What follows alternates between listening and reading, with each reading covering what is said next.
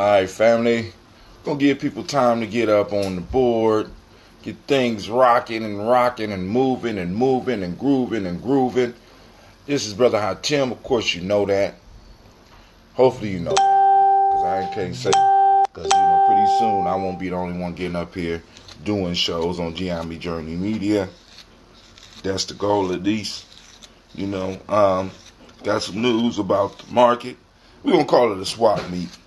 We ain't calling it market. We're calling it a swap meet. Beat and swap. You know what I'm saying? We're going to have, depending on how many vendors we get and how many participants we can guarantee coming out, we want to get a live band. You know what I'm saying? So if y'all got suggestions for live bands, y'all let me know. We'll talk about a little bit about that in the toast and discuss aspect of the show. Which I believe is very important. Very important, because on these days like this, we are able to conversate a little bit more than usual. This is the weekend. Of course, it's Imani, great Imani to each and every last one of y'all. Let me send out the black signal so people know that I'm up. And then after the black signal go out, I can go and pull up my my chat. So we're going to give people time to populate. But you know what you need. You need your glass. You need your water. Come on, get your help drink. Hopefully some of y'all out there sipping on some ambrosia. You know what I'm saying?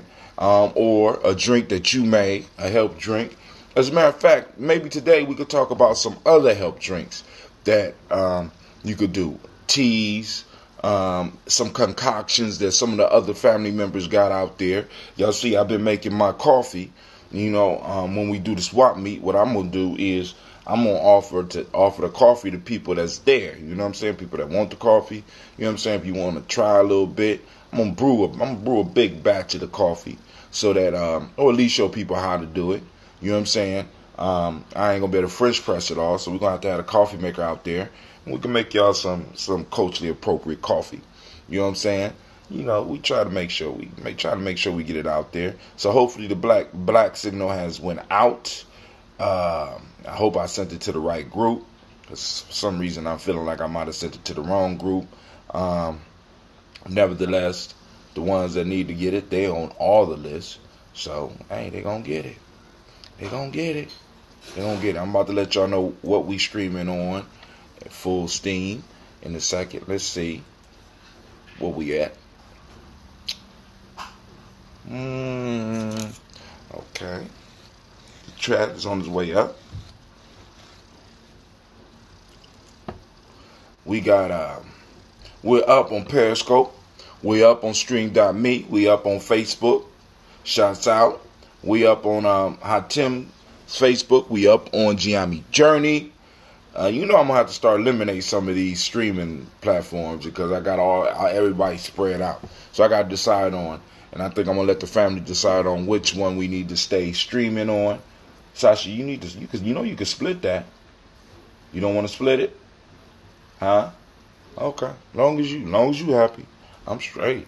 Right now, a bagel can make my baby happy. One day she going to want a car. And I'm going to have to explain to her either how we exist here in America, or I'm going to be able to get her a car. I don't know. But we will see, and we will work towards making sure that we can do whatever we can for our children, right? Let's see. All right, so it still shows streaming. Let's see. All right, the chat is up. So first off, I want to welcome you to the Congregation of the Mighty. This is Imani Journey Media.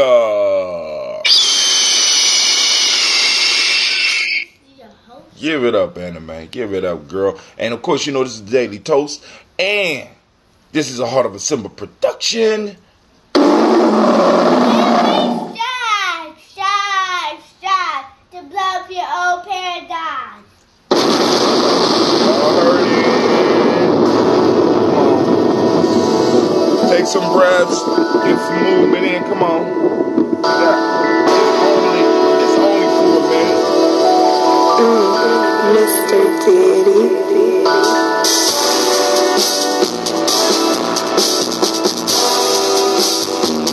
Drink some water.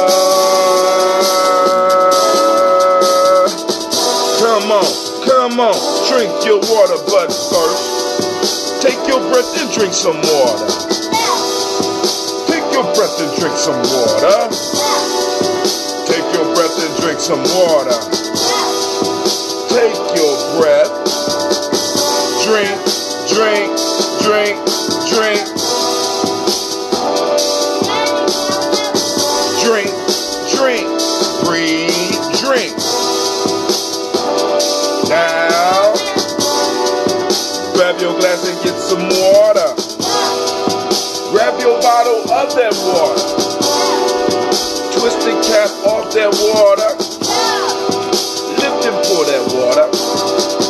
Drink, drink, drink, drink. Drink, lift, pour, drink. Now move your body and drink some water. Now move your body and drink some water. Now move your body and drink some water. Move your body. Drink, drink, drink, drink. Move, move, yeah.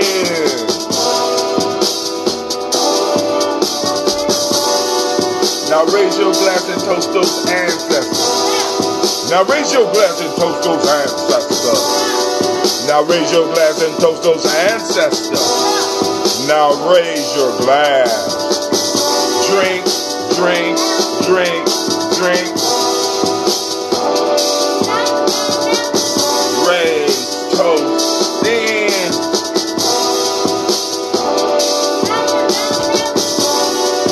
Take your breath and drink some water. Lift your glass and pour the water. Move your body, drink some water. Raise your glass and toast your ancestors. Breathe, live, move, toast. What? Breathe, drink, move, toast. Man, here we go. Take your breath. Lift, pour, and drink. Move your body. Toast your ancestor. Break down.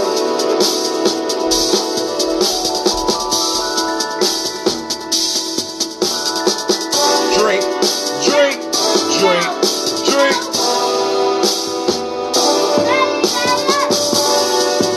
Take your breath. Take your breath. Take a breath. Lift and pour. Lift and pour. Lift and pour. Move your body. Move your body. Move your body. Toast your ancestors. Toast your ancestors. Toast your ancestors. Let's drink, drink, drink, drink. Drink, drink, drink, drink. I want to thank everybody for taking the time to join us on the Imani journey that are joining us. I want to say peace, blessings, peace, power, and joy. And of course, 100 years. Drink your water, family. Come on, let's drink up the water. Let's drink the water. I'm going to go and put on some music real quick so that I could go on and see if we could get us a little monologue real quick. You know what I'm saying? Y'all know how we do. All right. I had another beat on here. Let's see if we got another beat. Let's try this one real quick. Let's try that. All right, so family, you know, had a beautiful meeting yesterday. Shouts out to the host, Mr. Nabita Nelson. Hooked us up, you know what I'm saying? We got to sit down, we got to conversate and reputate and put some stuff together as far as the warrior training. And one thing I neglected to do was to look at when the next warrior training is. So yesterday was the 5th, so we will be having our next warrior training in exactly, it's 13 days now. It will be the 19th. January the 19th, we will start this year's warrior training. The first warrior training in 2019 will be on the 19th of January. We have also set up the last Kuumba in February, and I'm thinking that's the 23rd for our market / swap meet or swap meet / market. You know what I'm saying? Because family, we want people to understand that we're trying to bring something that will we need to stabilize the culture just a little bit more. You know what I'm saying? We always got to take one step. And one of those major steps is getting commerce to start happening within our community, right? Within our tribe, within this little part of the nation that we got. So we got space, we got the responsibility to handle it and make it happen, family.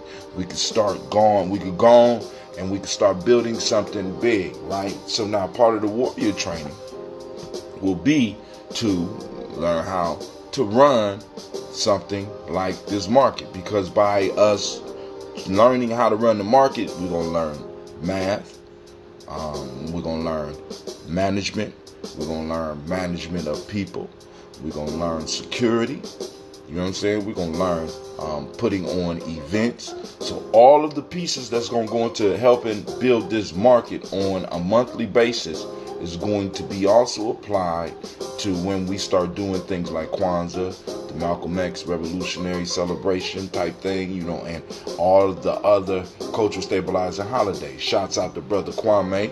Thank you for coming out. And also, man, it's been a week of me just being able to run across old ambrosia, right? Sister Navita had some old ambrosia that she kept in the refrigerator for a while, but then she said, okay, I'm going to put it on the back porch because I don't want it to blow up. So we put it on the back porch, it never blew up, and it just sat out there in this cool weather. And man, because y'all know Brother Hatim, whenever I see old ambrosia, I got the I popped the top, made the sound. I'm like, oh shit.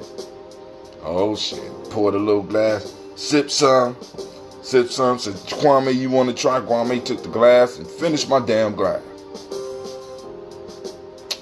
Man, that damn Kwame, man, good God Almighty, man.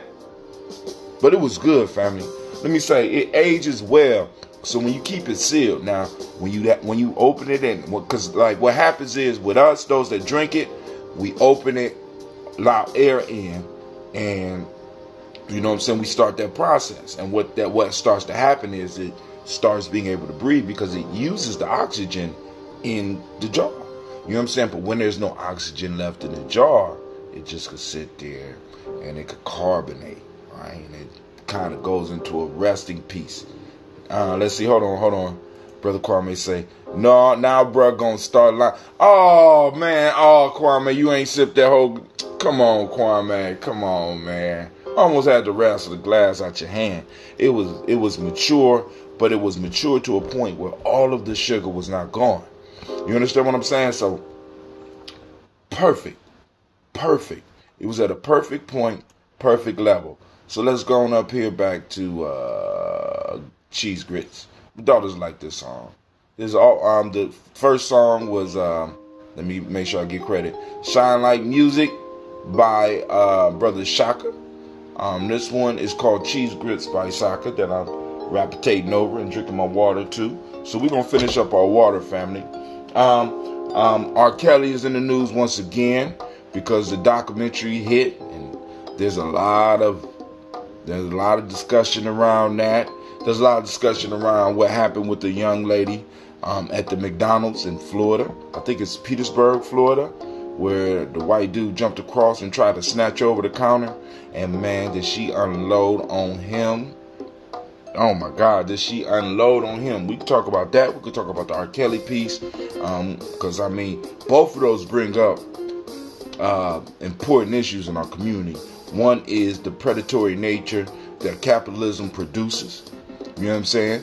You know, the predatory nature that that is presented to individuals that are able to produce capital, that they and the relationship that they form with people, other people in poverty, and people looking at them as a way out. You know what I'm saying? We call it soft prostitution. You know what I'm saying? We got some people softly pushing prostitution. I mean, really, when it comes down to it, you give me a certain amount of money, I give you some of this, or I give you some of that little one over there, or, my child could chill with you, because, I trust you. You're going to give me extra $5,000.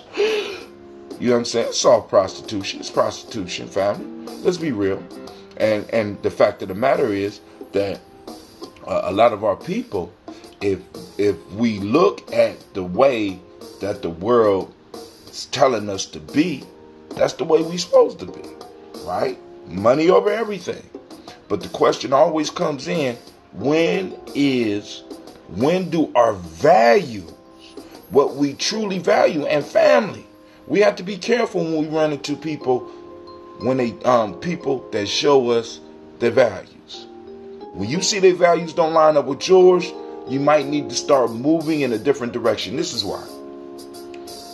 Because somebody that show you that their value, what they value, when they show you their value, they show you what they worship. Which means that if what they worship turns them against you, you and your family are in danger. Money is what a lot of people value. Money, even though they don't say it. They'll go to church every weekend. They'll go to the mosque. They'll go to the meditation. They'll sit down and do the meditation. But when you start talking to them and you start hearing money, money, money, money, money, money make the world go round, money over everything. Money, money, money, money, money. It's about the money. You need to be aware. That individual's a mercenary. He could be paid to sell you. He could be paid to destroy you. He could be paid, or he or she could be paid to murder you. Right? So that's why it's important that, like, for example, a lot of people are like, why y'all do all the talking during the warrior training? Right? Because with young people, and even some new people coming in, we got to let them know that honor, loyalty, and sacrifice. You know what I'm saying? We got to let them know about the 3 levels of learning. We got to let them know about the 7 unbalanced passions. You know what I'm saying? And then we got to take them on experiences where they can see this shit happening in real life, and put them in situations where they can see it happening in real life, so they can start evaluating and start really learning where their value should be. Right? Many times we leave it open for the world. You know what I'm saying? We send our kids. I mean, it's like we trust our children in an educational institution that is designed to produce small capitalists. And then we wonder why they're doing some of the shit they do. Come on, family. It's not hard to figure out. And the next piece we could possibly discuss, right? Let's look at the young girl in Florida. White boy pulled on her, and she unleashed hell on his ass, right? And thank God there was a camera there, because if not, it was a camera. If it wasn't a camera there, it wouldn't have went viral. None of us would have ever heard about it. And that little girl would have lost her job. But then I seen a lot of people complaining about the brothers over there. Like, the brothers needed to do something. The brothers did do something. They tried to pull her away from him, and then they went around and tried to help move him away from her. Now, y'all like, well, they should have knocked him out. They should have beat the hell out of him. But now, fuck this. Now, let's keep it real, family. A lot of y'all honestly don't grasp reality properly. Let me just be clear with you, right? First off, I'm at a job I don't like. Right? Second off, I might not seen what the fuck happened. And, I don't know the relationship between that girl and them boys or whatever. I don't know. You know what I'm saying? But we might not even get along. Third off, I'm working at McDonald's if I'm working at McDonald's, it's not I'm working at McDonald's. See, because a lot of times we get caught up in TV thing, right? This individual is working at college, working at McDonald's to pay his way through college, or just to have extra money as a young person to spend in the world. When in fact, for most black kids, it's not about having extra money to spend in the world. It's about having enough money to live on and helping others to live on, and maybe even paying child support. So now, if I or that one of those black males was going to go around the corner and to lay hands on that man, not only would they lose their job, but they also could obviously face charges. Nobody ever takes that into account. Shit, when it comes to black men and shit, they don't be playing. Black women, You know what I'm saying? Y'all get a buy on some shit, but black men don't get a buy. Then Florida's a stand your ground state. Where this man, we don't know what this man had. That dude went around there and he did intercede and he moved that man away from that girl, right? And he did it in a way where he wasn't put in jeopardy. You know what I'm saying? But if he would have went around there in an aggressive, super aggressive fashion, right? He could have been another gunshot victim. And what would have been fucked up, even though the white man was wrong, that white man still had the right to stand his ground. Then we never really look at who's really responsible. Was it the black man's responsibility to protect the black girl? Or was it Ronald McDonald, the clown? Where was Ronald McDonald? He's magical. He's supposed to be able to appear anywhere and do anything and warp reality. Where was Ronald McDonald then? Okay, cool. He couldn't do it. What about the corporation? What about the corporation's responsibility? I hear because I seen some people on timelines dissing the black men that was there, saying we got to stop that shit, and nobody is calling, a few people, my fault, but nobody is calling in the responsibility that McDonald's had to protect the worker. Or even how McDonald's going to compensate that worker. I think that worker deserves some days off with pay. What about you? You know what I'm saying? But, in the down low, what's might going to happen? She probably going to lose her job. I mean, y'all don't think that far, do you? Nobody think about that shit. Don's going to fire her ass. Right? Some of y'all going to raise the funk, and they just, because they know how we do. We get up, we raise the funk, and we forget. Right? We forget. Our memory is short. We need to get a memory like some of these other organizations. We don't forget shit. Don't forget nothing. Not realizing that our young people are working at McDonald's because they have no other place to go. It's very few people that's at McDonald's because they enjoy flipping fries and flipping burgers. Right? Because there's no opportunities in our community, because when we do try to come and we do some shit happens, right? So it's been hard for us to develop the industries and businesses so that we can provide our young people with jobs that can lead them somewhere. You know what I'm saying? People, because, McDonald's can lead you to somewhere, brother. Where can it lead you to? You know what I'm saying? I mean, we don't take that shit into account. We just do this. Yeah. Those brothers should have. Yeah, they're obviously not men because they didn't defend the black woman's honor. Yeah. That's what we do. And then some of the brothers start chiming in on that. You know what I'm saying? See, because these are individuals that I don't like, and I don't allow them in my tribe. Woulda, shoulda, coulda tribe. You know what I'm saying? The woulda tribe, the shoulda tribe, and the coulda tribe.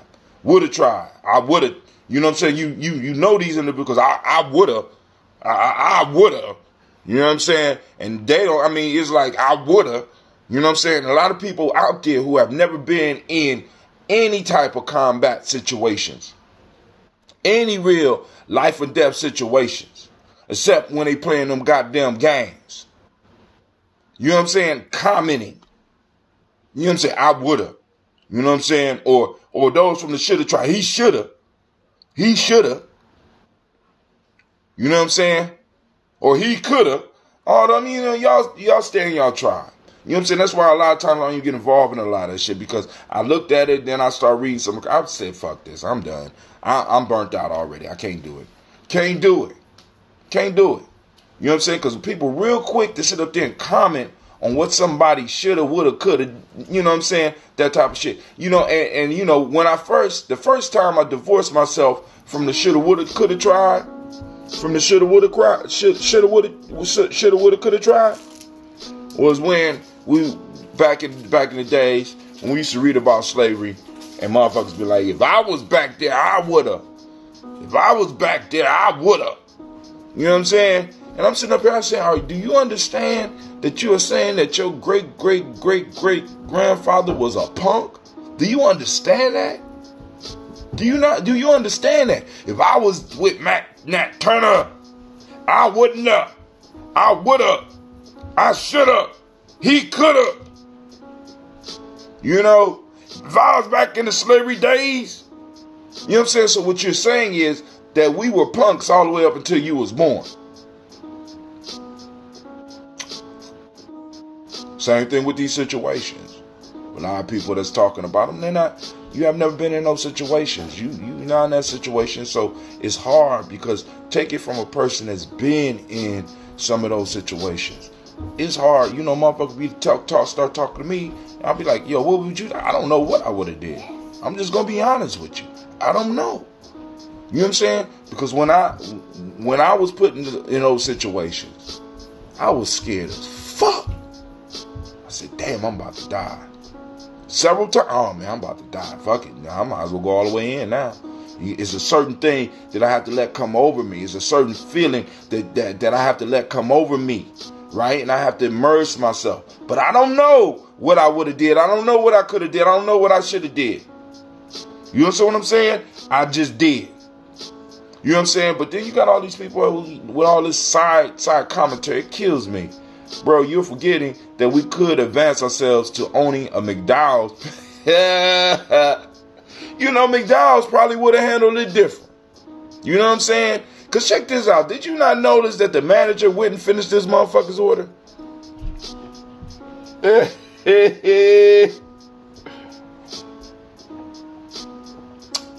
Yeah, we could own a franchise. Yeah, really. You know what I'm saying? Now, if you take, you know what I'm saying, if we in the room of average black folk, ain't no franchise money in there, Brother Kwame. And that's what we need to really be honest about. That's what a lot of us don't really want to be honest about. Because we've been cast out of this motherfucking place. Right? We've been cast out of America. Right? America's built up on our failure, built up on us not being able to achieve. That is the foundation of America. And we don't want to discuss that shit. So that we can hold America accountable, because we supposed to pull ourselves up by our own bootstraps, even though we ain't got no goddamn boots or straps. As a matter of fact, we are the boots. You know what I'm saying? We are, motherfucker, talk about the game. You the game. You the board. You understand what I'm saying? We don't understand that shit. And until we start really recognizing that shit and start holding not only ourselves accountable, because I have no problem with holding myself accountable, because you always hear about me talking about some of the stuff that we can do. But now for me to just do what we are supposed to do, but not to hold those accountable that possibly owe us something that's almost like, that's like treason. You know what I'm saying? Hell, I mean, if you look at the story of Hannibal's people could have just left that shit alone. You know, they could have had a nice trade agreement. You know what I'm saying? Okay, they was getting screwed just a little bit. You know what I'm saying? They could have just let it slide and just partner, you know what I'm saying? Took the little junior partnership with Rome. You know what I'm saying? But Rome took something from them. Like, fuck that. Fuck that. These motherfuckers owe us, and we're going to do what we have to do to get that shit. And we got to see that throughout history we was like that. You don't come take no shit from us. What the fuck? I don't give a fuck. I don't care about Romulus or Remus. I'm going to come over there and I'm going to elephant stomp on your ass. You know what I'm saying? We got to understand, family. You don't let people that owe you and still make it interest off of money that they made off of you. Just live that life.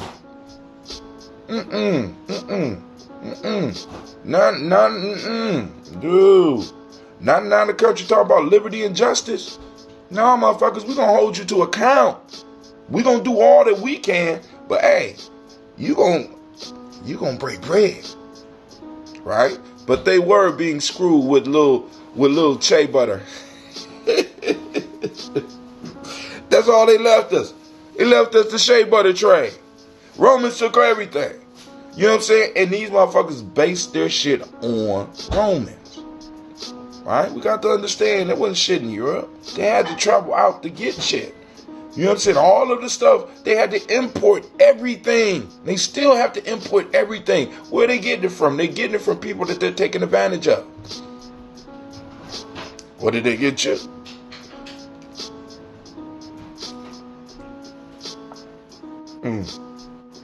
My fault. Y'all feel we indigenous. And they ain't even received any of the benefits that Native Americans have received. Come on, family. We want it so many ways. It's sad to me. It's sad. But hey, it is what it is, right? Alright, so I'm gonna finish my water up. But the swap meet, family, I got a list of vendors I'm about to go. I got to figure out how I'm gonna hit these vendors up. We're gonna start working on it. We're gonna start advertising. We're gonna develop a flyer for it. The flyer will be coming out for the next warrior training. So if you want to participate, it's for young people as well as adults. You know what I'm saying? Come in and get some lessons. Come and learn. Come and volunteer. You know what I'm saying? Because I hear people talk about how bad our kids are, but our kids are the way they are because we are the way we are. They are a reflection of us. And I know some of us, we isolate ourselves in these little corners, and we got our good children. Our good children, right? Put up the hashtags. But what happened when you put these good children in the pool of madness that's out here? We got to work to change what's out here, because if not, it's going to infect our children as well, directly or indirectly. I have weekly nightmares about it.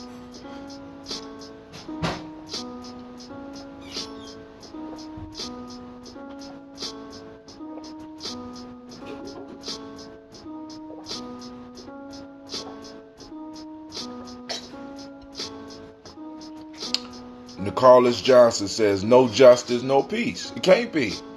Because peace and justice go hand in hand, don't they? Right? No peace, no justice. No justice, no peace. You know what I'm saying? They go hand in hand. They work hand in hand. You maintain peace by practicing justice. And when you ignore justice anywhere, it infects the whole system. And the whole system comes to a grinding halt. As we see right now with the government being closed down. Everything, you know what I'm saying? Shit, dude, it's just the beginning. Wait till tax season. Oh my God. You know what I'm saying? Like I said, I'm expecting 60 to 100 young people and maybe more adults. Because once people see what they're doing with the wealth, with the money, because listen, no other time in history has wealth been calcified in the way wealth is calcifying. They have developed systems where they are able to keep wealth in the upper ranks. Remember, Ronald Reagan came with the trickle-down theory? Well, they have mastered that shit. You know what I'm saying? And they're trying to fix all of the leaks. Because in order for trickle-down to work, there have to be leaks. And they're finding ways to seal it so that the money stays closer to the top. And less of it is dripping down. And guess who at the bottom?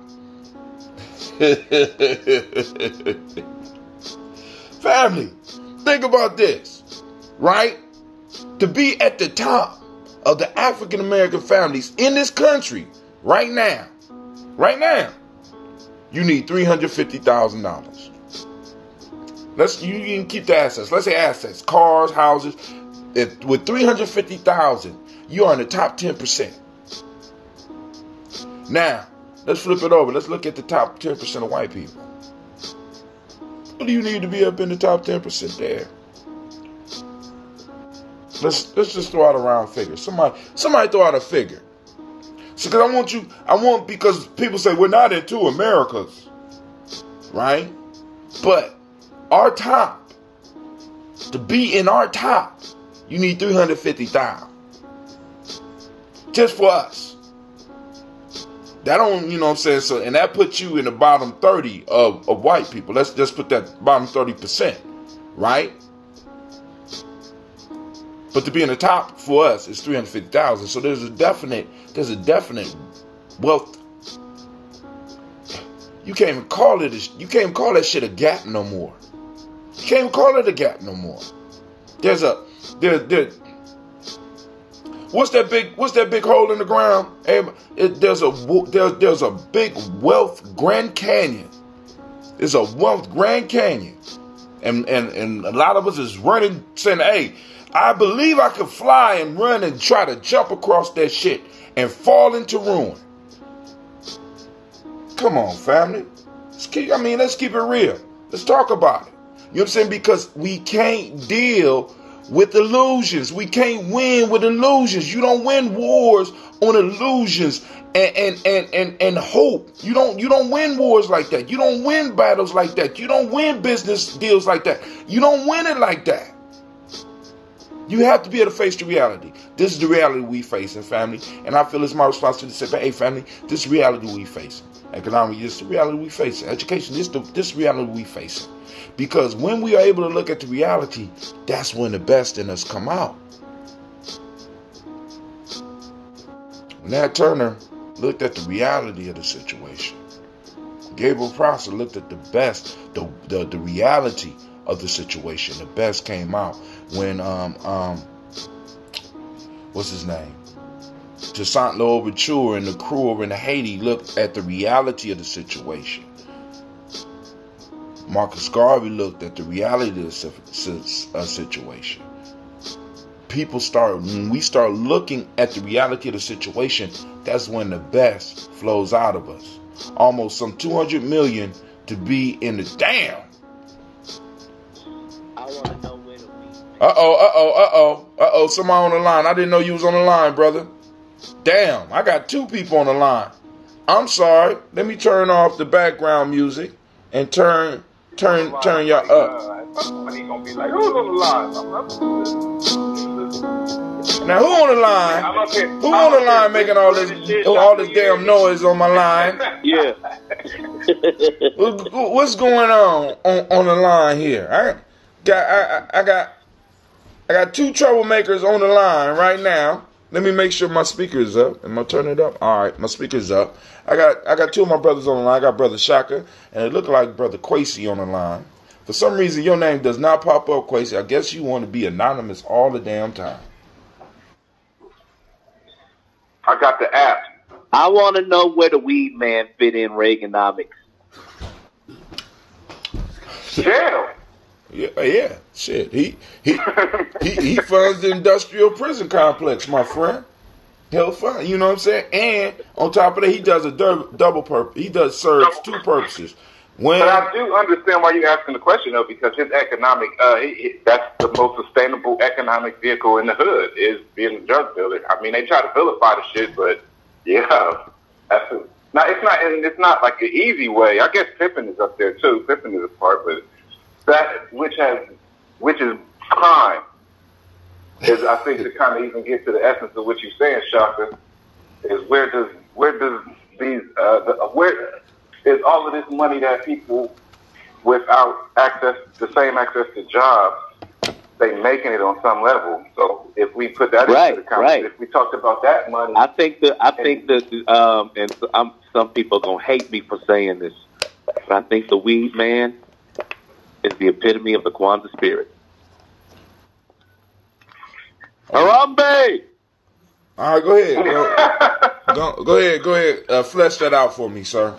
Because I'm about to, you better come with it good, because I'm about to smash your ass. Go ahead. It better be good. Man, look. I got to threaten you. Ujama.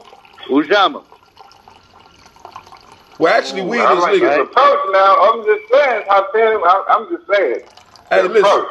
Continue, brother. Hey, and Coochie Chocolate, choose for yourself.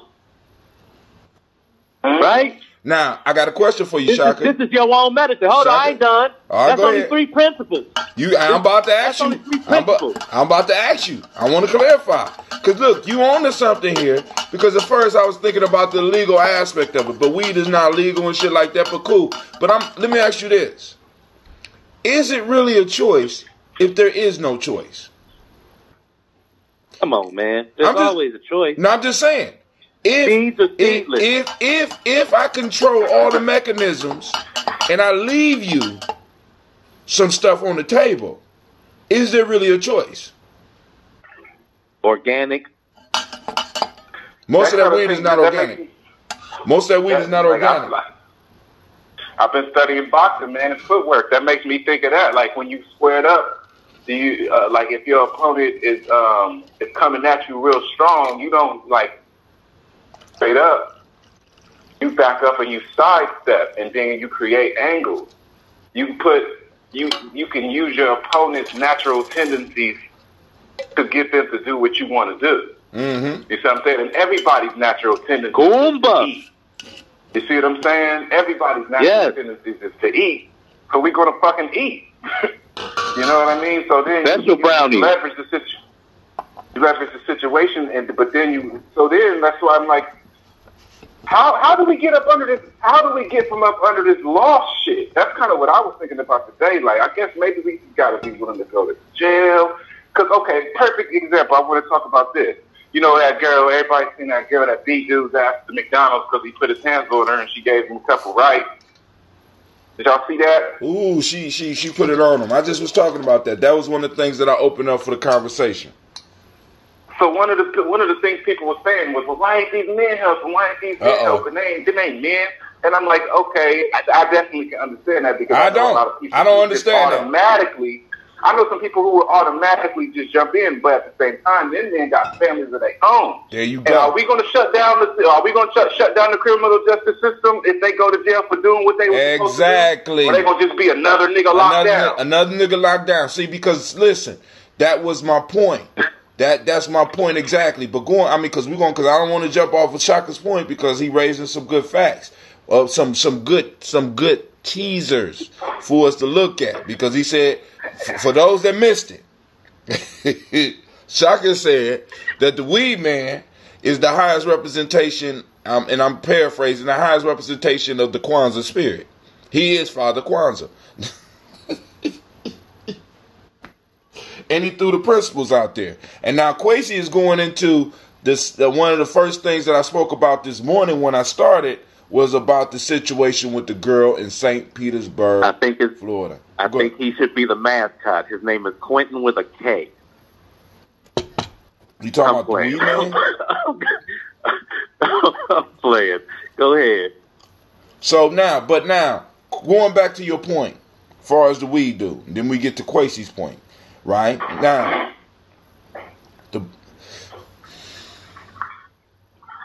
I hear you, and I had a little bit of resistance for a fucked up reason, right?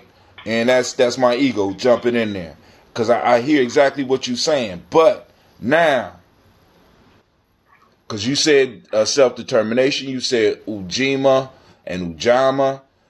He determined his own destiny. Do he really determine his own destiny is what I'm asking.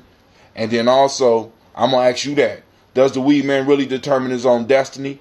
And then on top of that, and define his own reality. Does he really do that? Or is he just fitting into reality that has been defined for him? Does he really practice Ujima and Ujama? You know, because a lot of weed men give away a lot of those seeds and stems and shit. You know what I'm saying?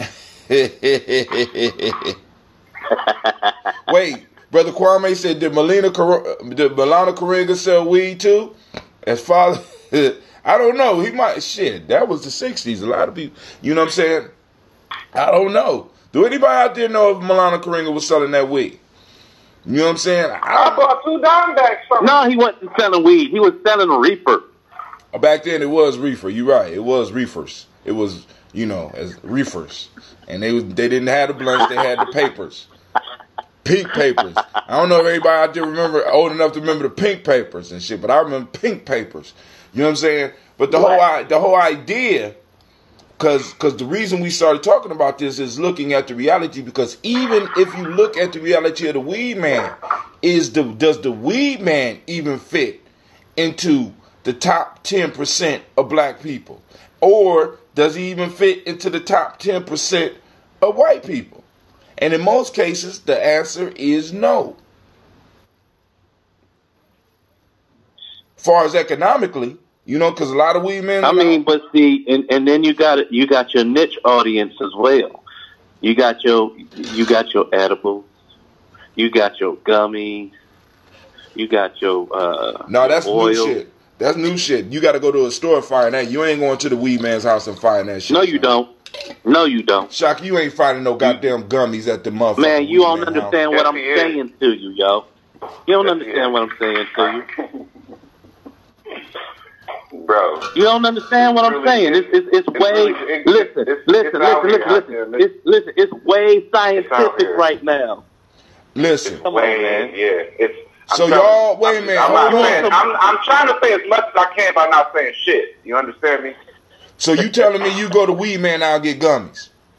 I'm not telling you shit. I'm just saying, bro. I need a weed man that's pushing weed gummies to call me. When the last time you been over weed man's house and was able to eat brownies?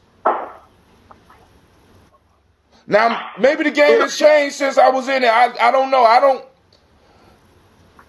Do you want some gummies out there? That's what it sounds like. That's all you got to say. I would like to see some gummies. I would like to see the weed man gummy. I want to see some weed man gummies. I want to see the gummies.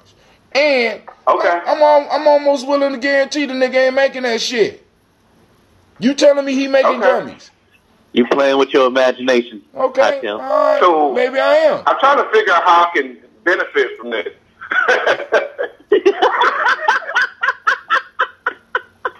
Not in that way, FBI. Actually, I never really thought about how that might have sounded. I'm not thought about that. Like from a betting man's perspective. From a betting man's perspective. For all you letters, listen out there. I just want to know are they? So now the kid. You could walk up to the. I'm just saying, man. Come on now. If it is that because maybe are they a distributor? Are you talking about distribution stations? Bro, anything that you can make, they make machines. That shit it only comes from a machine. All you need to do is be able to turn THC into an oil. I can make olive oil, can I? You can make olive oil. All you need is so you can make weed oil, and that's all that you need to make gummies. You melt some fucking gummies and you put the oil in it. Okay, where they getting the oil from? Basic science. Where they getting the oil from? Because it take a whole lot of weed. Do you know that they have machines, whole stores dedicated to that shit now? Yeah, okay. You can legally buy all of the stuff you need to make it. You got a damn hydroponic system. I got a hydroponic. You know all of that shit is No, I have a... You see what I'm saying? Excuse me. I have an aeroponic system. But 10 years ago, nobody had a hydroponic. Well, maybe 20 years ago. I have an aeroponic system, sir. I'm just saying. Okay, and that's even way more advanced. I never heard of an aeroponic system until I came here. You know what I mean? But I'm just saying. The technology is available. The technology is available. But I'm like, all right, cool. I haven't been in that side of the world for a long time. So I will submit, and I will admit defeat. I don't know. So I have to say I don't know. But I'm like, yo. So, okay, cool. So you say he exhibits the spirit of Kwanzaa, and go ahead and finish your explanation. If we go, okay, so let's go through all the principles. First of all, name one individual in the world that's brought more people together than we. Umoja. Next. Oh my God. I'm listening. I'm just praying as we talk. Go ahead. I'm listening. You'll help me, God. Oh, this is great. Oh, my God. Hujagalia. Okay. Mm-hmm. Ujama. Ujima. Mm-hmm. Nia. Yeah, Nia. Go ahead. Listen, it's medicine. It's medicine. You understand? I understand. No, not just that. Not just that.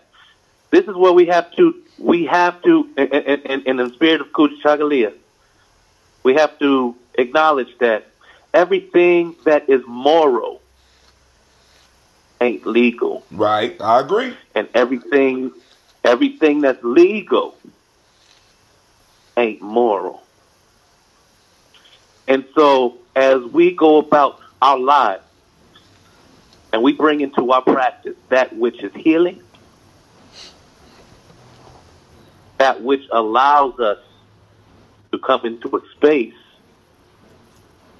of study, rest, and perfection. Choose for yourself. But the purpose within the whole culture of weed right now. I mean, if you just like typed it into Netflix or Hulu, all the documentaries and all the things that's saying this is where we should have been in the first place. All right? So there's definitely a purpose within this plant. It's medicine. Kuumba. Creativity.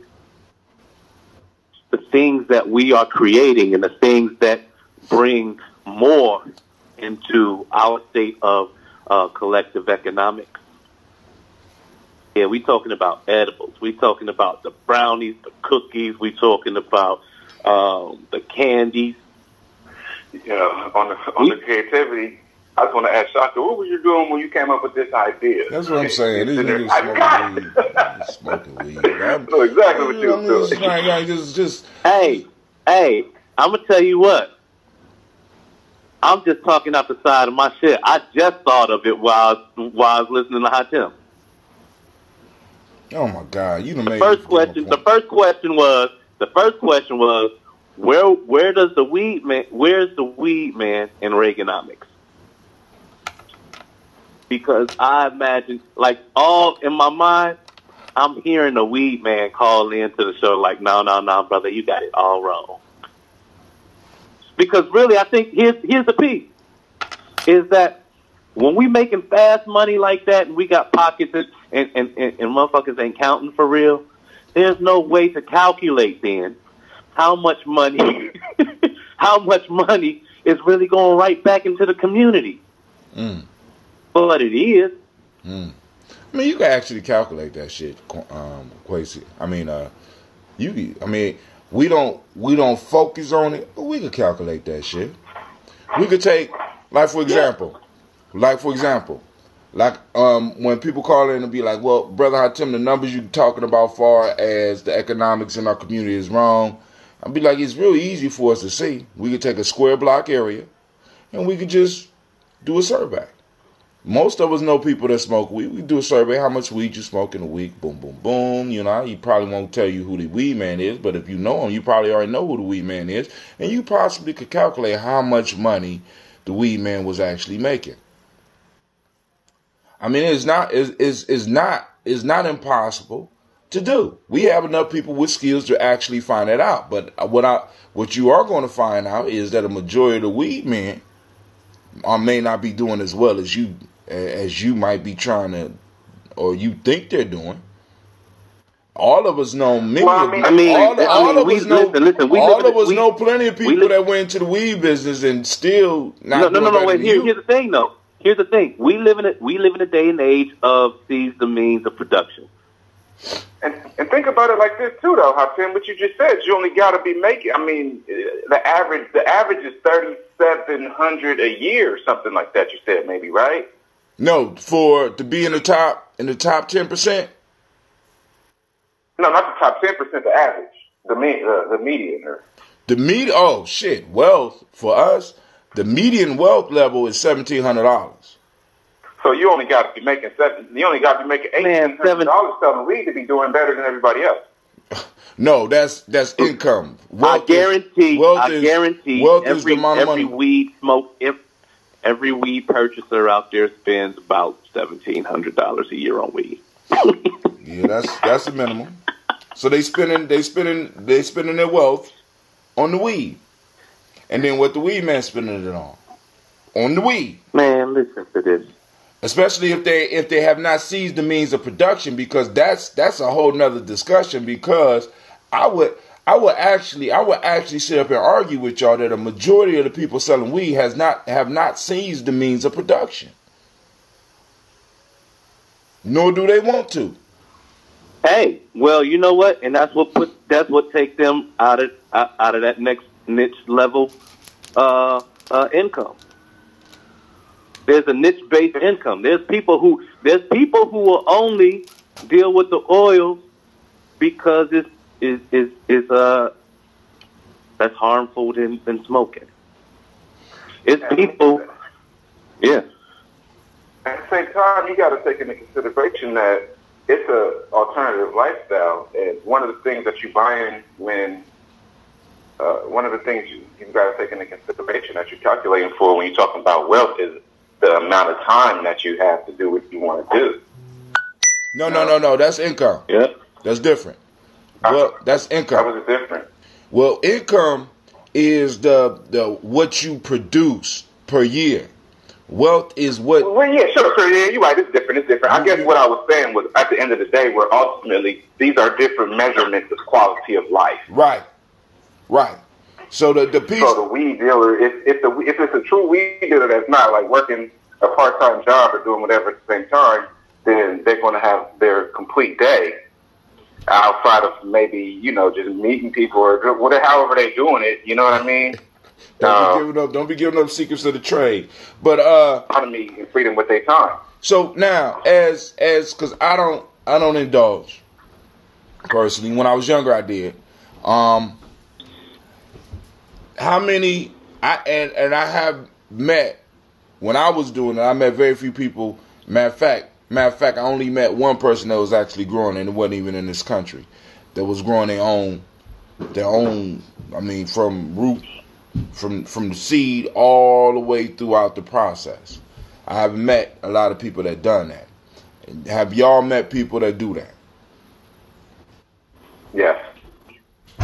I mean, percentage-wise, it's not even 5%. Not even, it's a very low percentage of people that still have that type of initiative. Take your mama's shoes off. But I definitely have met multiple people over the years that do that. But it's a small percentage. That's so very, very small percentage. So why y'all argue with me then? Why y'all fucking with me then? If it's small percentage. No.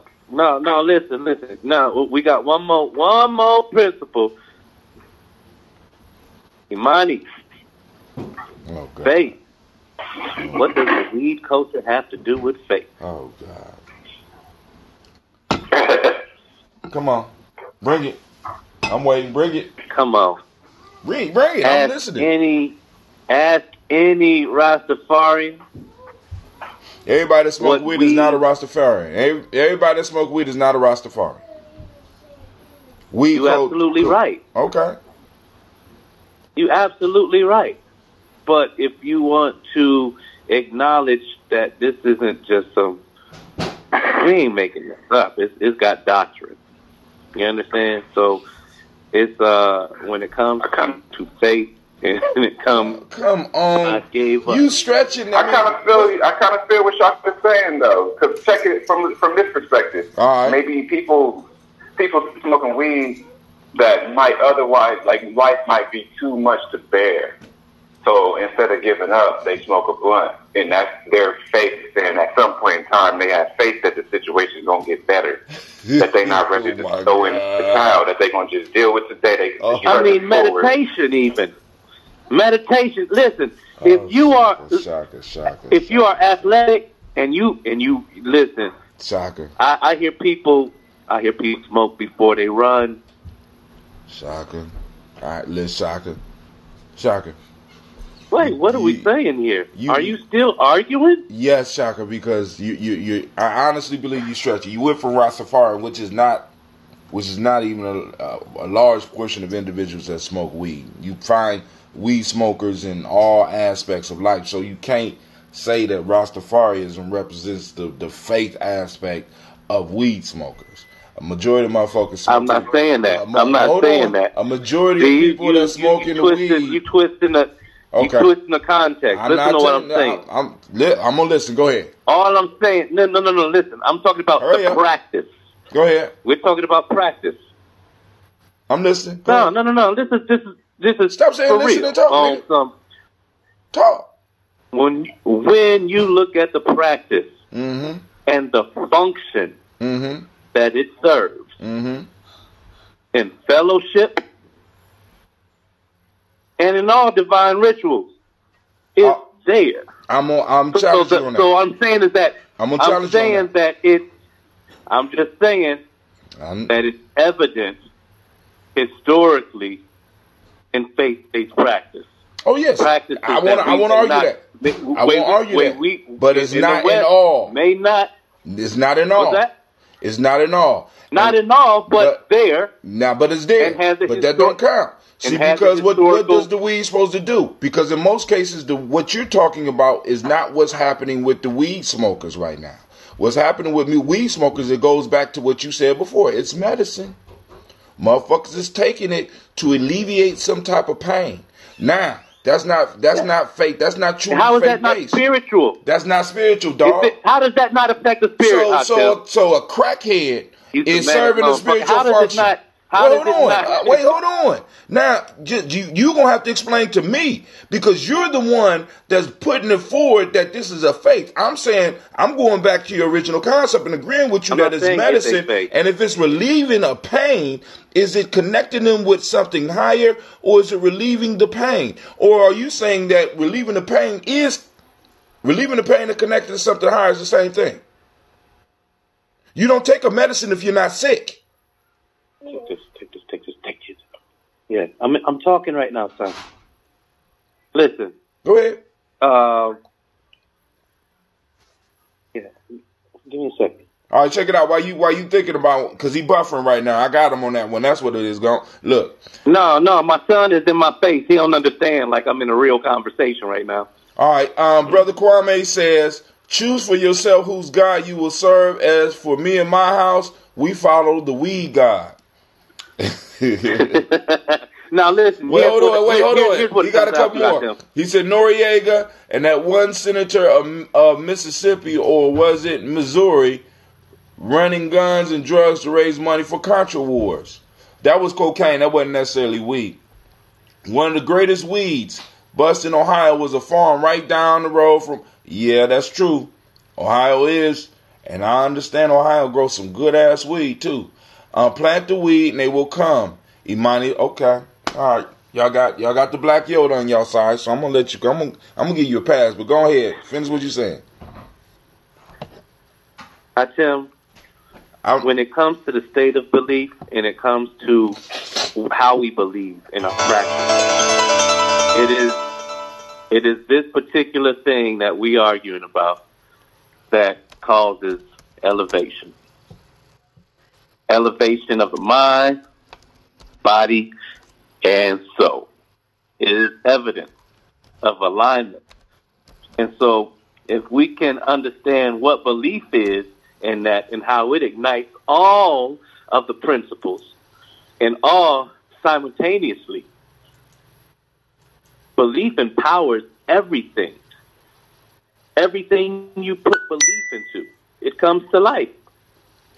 Shaka. That's what I'm saying to you. Shaka, you going a long going. You taking a long way around. Why you did that? You trying to steal my shine, yo. I ain't trying to steal your shine. I was at the punchline. Well, that was the punchline. Do the punchline. But you didn't allow it to marinate. Okay. You like, all right, just put the sauce on. Put the sauce on. Put the sauce on. I want the sauce. Ain't got it. Can we take a snapshot of this moment? Let it breathe, Hatem. Inhale. Oh, that's the punchline. Take it in. You know I don't smoke. Take it in. I don't smoke. No. I'm teaching you. Take it in. Oh my God. Somebody pray for this boy. All right. Shock is leading towards a joke. Kwame say thesis, antithesis leads to synthesis is what Shaka is leading up to.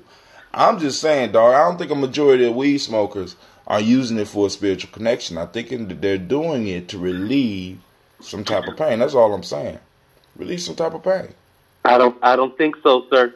I think that when you ask every artist that writes, that is inspired, how are you inspired by a plant, Tim? That's cool. Come on, man. That's cool, but it moves to creativity. I ain't argue that point. You brought it to the realm. You brought it to the realm of Imani. Too hot.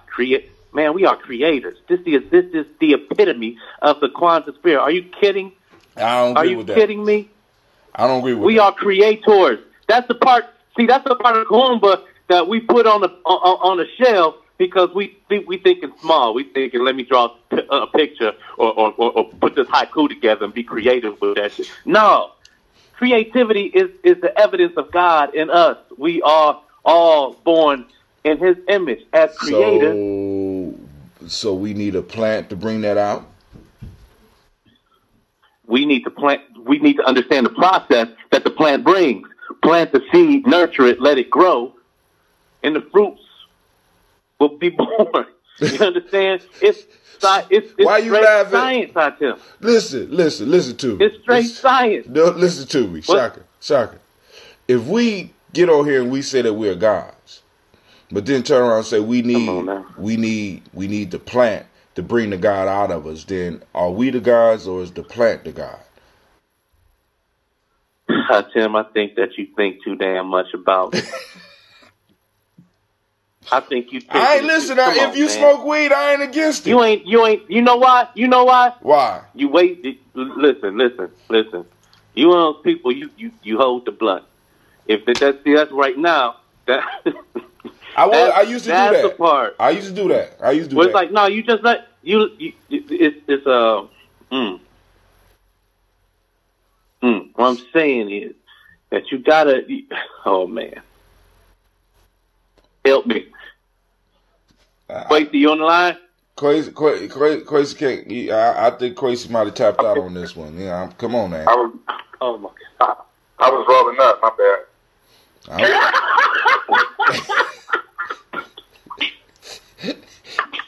You on Bluetooth. You ain't even spoke no more. Shut up. Hey, listen, you had me all. I mean, you had it all the way up to the faith, man. You can't. I'm not gonna let you get away. I'm not gonna let that one go, man. I'm not gonna let that one go. You know what I'm saying? And those plants do have a place because I'm thinking about another level of plants that I'm going to be dealing with. But but now. Hey. Quentin the Kwanzaa mascot. He already got a song. It's on the Far Side album, Bizarre Ride to the Far Side, track number. Quentin's on his way. Quentin's on his way with another J, and it's okay. Hey, everything's okay, man. Let's get off Quentin. Quentin's on his way on Kwanzaa Day, and it's okay. Hey, everything. Ooh, chocolate, y'all. Hey, let's get off of Quentin. Let's get on the point that and then because we're going to have to bring it back to the wealth discussion. But then let's go to Quasi brought up a point about the girl and how people was downgrading the dudes because the dudes ain't take aggressive action. I mean, because from what I saw the one dude trying to pull her. I don't know if it's the same dude, but another dude went around and approached homeboy and put his hand on his shoulder and asked him to step back, which he did. You know what I'm saying? But I don't know why people were sitting up there. They wasn't men and shit. I mean, I started reading that and I had to kind of put it down because it's like, it's almost as if sometimes people expect so much out of black man, but is not willing to give anything back. You know what I'm saying? Because like the question that Quasi asked, are people willing to shut down the criminal justice system if that dude would have went to jail? Because really, we already know that the girl would have lost her job if somebody on the sidelines was not taping that whole incident. Because if you listen to how the white man approached the manager, I want her fired. I just asked her a question. Yeah, you asked her a question with your goddamn hands, and she responded with her hands. Sign language. Blah. You know what I'm saying? And but then and that is almost an illustration of black life because motherfuckers know, it's almost like they know what buttons to push sometime, and we fall right for it. Not that he fucked up royally because he didn't check around for cameras. You know what I'm saying? Because those cameras was rolling, But, Quasi, you want to hit some more on that point? Oh, maybe he's still rolling up. I don't know. I'm trying not to be too loud. I keep it on mute. But yeah, I'm still listening. I ain't necessarily out. I'm just listening for real. I do, yeah, I guess just on that, everything you're saying though, man, it's starting to really, I mean, you know me, I'm a pretty intense dude, man, but this shit is really starting to really get to me, man, like on a whole other level that we just adhere, man. I don't know how the fuck I can just continue to just adhere to the role I'm supposed to be, you know, have accepted as just the subservient person that's supposed to just deal with oppression or whatever the fuck you want to call it, subservient. Like knowing that I'm very much capable and I'm in a circle of very talented, intelligent, just supreme beings on some level, or people with a very high capacity for doing. But there's a narrative that's global about me and mine that says that we're not capable of none of that, and that justifies the situation that we in. That shit is really like, that's a tough pill to swallow. You know what I'm saying? And I'm like, and I don't know, man. How the fuck do we? My whole thing, I'm still just on that, man. People need to wake the fuck up, man. We need to wake the fuck up, and I want to. Hey, when the government shut down, you know who still get paid? When the government officials, the people that we elect in the office. Well, y'all niggas elect in the office. I don't know. I don't want to do that bullshit. Not y'all's and y'all, but y'all's and whoever listening. Wasted their time and their minds. So, all right, family. So now here we go. So what I'm gonna do is I'm about to do this toast because I got these ancestors waiting. Shit, they like, dude, this is no longer. This was gonna be a brunch. It was going. Now we at lunchtime now, so this has to be a dinner. Come on, dude. Time for these libations. So we're going to pour these libations real quick and we continue the conversation. So if y'all want to hold on, y'all can. If y'all want to call back in, y'all can. And we can continue on the conversation because we still ain't even discussed the proverbs from this week. Or we can just say those for next week.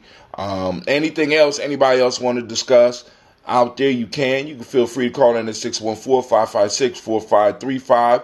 Once again, I want to remind you that you are now standing in the congregation of the mighty. This is Giami Journey Media. Gotta turn it back up. This is a Heart of December production. Of course, we are on a daily toast where we strive to blow up your old paradigm. And that gets me to the point that Kwesi is talking about, because not only is the world believing a paradigm about us, we are also feeding into the paradigm that has been developed for us, rather than striving to recreate or where we strive blow up the old paradigm. And I think that's might be what Kwesi is hitting on. Are we doing enough to blow up the old paradigm of us? You know what I'm saying? Because now, for me, I'm like, with what Kwesi say, he just totally extracted himself from the political system. I'm one that's saying that if a motherfucker is saying that he representing me, right, me and mine, it's time for me and mine to make sure that they are representing us. Period. That's how I feel. If you saying that you represent a district that I come from, if you say that you're a councilman from, or we call them, we don't have a councilman here. We got maybe it is a council person. I don't know. Alderman. Oh no, it's not. Y'all got those in Cleveland, don't y'all? No, that's Chicago. All right, not aldermen. They're called I don't know. But y'all know, boom. We got a certain political structure in Columbus, and the only piece that we have to start doing is start using any impact that we have, any questioning that we have, any challenges that we have. We need to start being able to throw this up in their faces. You know what I'm saying? How you dealing with our issues? You saying you representing us? How you dealing with our issues? I don't even like how this whole area is drawn. I want to change how the area is drawn. You know what I'm saying? We need to be able to, because like I said, if those of us that are going to participate in the political process, we have to start demanding from the political process what it is we need and what it is we are owed. Period. We still need to do work on our own because I believe it has to be a multi. When you go into war, you don't just fight war on one in one type of way. You fight war on many different battlefields and in many different ways. So we have to have a multi-pronged strategy in how we deal with this. So we got to keep on building like we do. You know what I'm saying? But we also got to hold those responsible that are responsible for some of this shit. But go ahead. Somebody was about to say something. Yeah. Man, shoot, go ahead. I done forgot what I was going to say. Man, I understand that. I'm old. I'm getting old too. Don't worry about it, brother. You're not alone. You're not alone in forgetting stuff in mid-thought. But that's what you get for all those old ass. Oh, here you go. Here's what it is. I think it's important that you do what you do because people are able to anticipate when you on, and they jump on when they're ready. Here's the piece, though. You might make a point today that somebody ain't ready for the next 2 years. But the fact that you keep doing what you're doing and that you still make yourself available is what's important. And the fact that you got backlogs of these discussions, that's important because when that person taps into the frequency of resolve, because, see, here's the thing. And this is my piece on righteousness. Say again? All together. I said, this is my piece about righteousness, and this is my piece about how to get that in terms of your quest. See, we ask a lot of questions, but the most important questions are those that are conceived in the heart. That's when we're truly ready to receive the answer. And so sometimes what happens is that when adversity teaches and it knocks somebody on their ass, only from that perspective are they ready to receive fundamental answers. Because now they sit and trying to figure out what's real in a reality. How do I get up? How do I get back? And so it's all about the rhythm. Everybody has a rhythm. And in order to inspire change with the masses, you have to tap into the rhythm of the people. The piece is that you doing what you're doing on a daily and on a weekly basis, making yourself available to some on a seasonal basis. Sometimes it takes people season after season to prepare to just get into the conversation. Right. Because you're dealing with something very intimate. And all right, so which is why I do it in the way I do, because another piece is you said something about the vibration of the people. With what we're doing, we have to set the vibration. You know what I'm saying? Because this is not something that you're just going to, how can I put it? They make it very hard for people to just stumble on this. You know what I'm saying? I often quote the Godfather where they say, you know, keep your friends close, but keep your enemies closer. How do you keep your enemies closer? You keep them comfortable. You know what I'm saying? Because as long as you keep them comfortable, you ain't got to worry about them striking out, because striking you down would mean that their comfort level would all of a sudden be erased. So they keep us comfortable. So it makes it very hard for an individual, unless they just happen to be stumbling on this or something happens in their life and they have to come looking for this. And we got to make sure the GME journey is available and that is out there. You know what I'm saying? So we're setting a vibe. We're setting a vibe, and it's going to bring people to us. And the Great Pumpkin is doing a great work in helping us move closer to and acquire new people. You know what I'm saying, at all times, because please understand, this is a movement. This is a tribe. Quasi, you came back online, or somebody else just popped up in the thing? What's going on?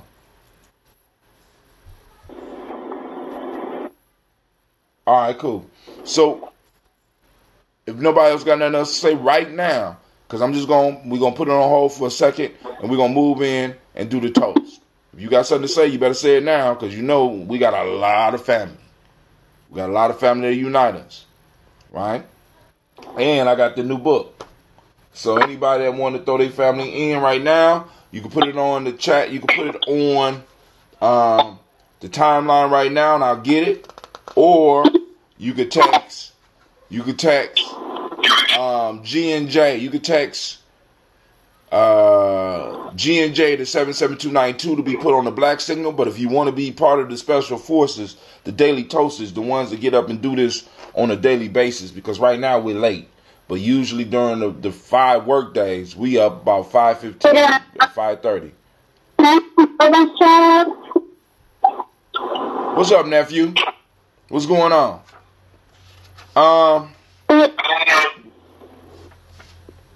So if you have ancestors, feel free to post them up right now. We're about to go on and do this toast. Let me go and get to this chat. So just in case somebody posts some ancestors up, I'm gonna also go. Let me look on. Man, how does this Hootsuite get all this goddamn sleep? Wake up. Alright, we ain't got nothing coming through. Alright, cool. So let's get it popping, family.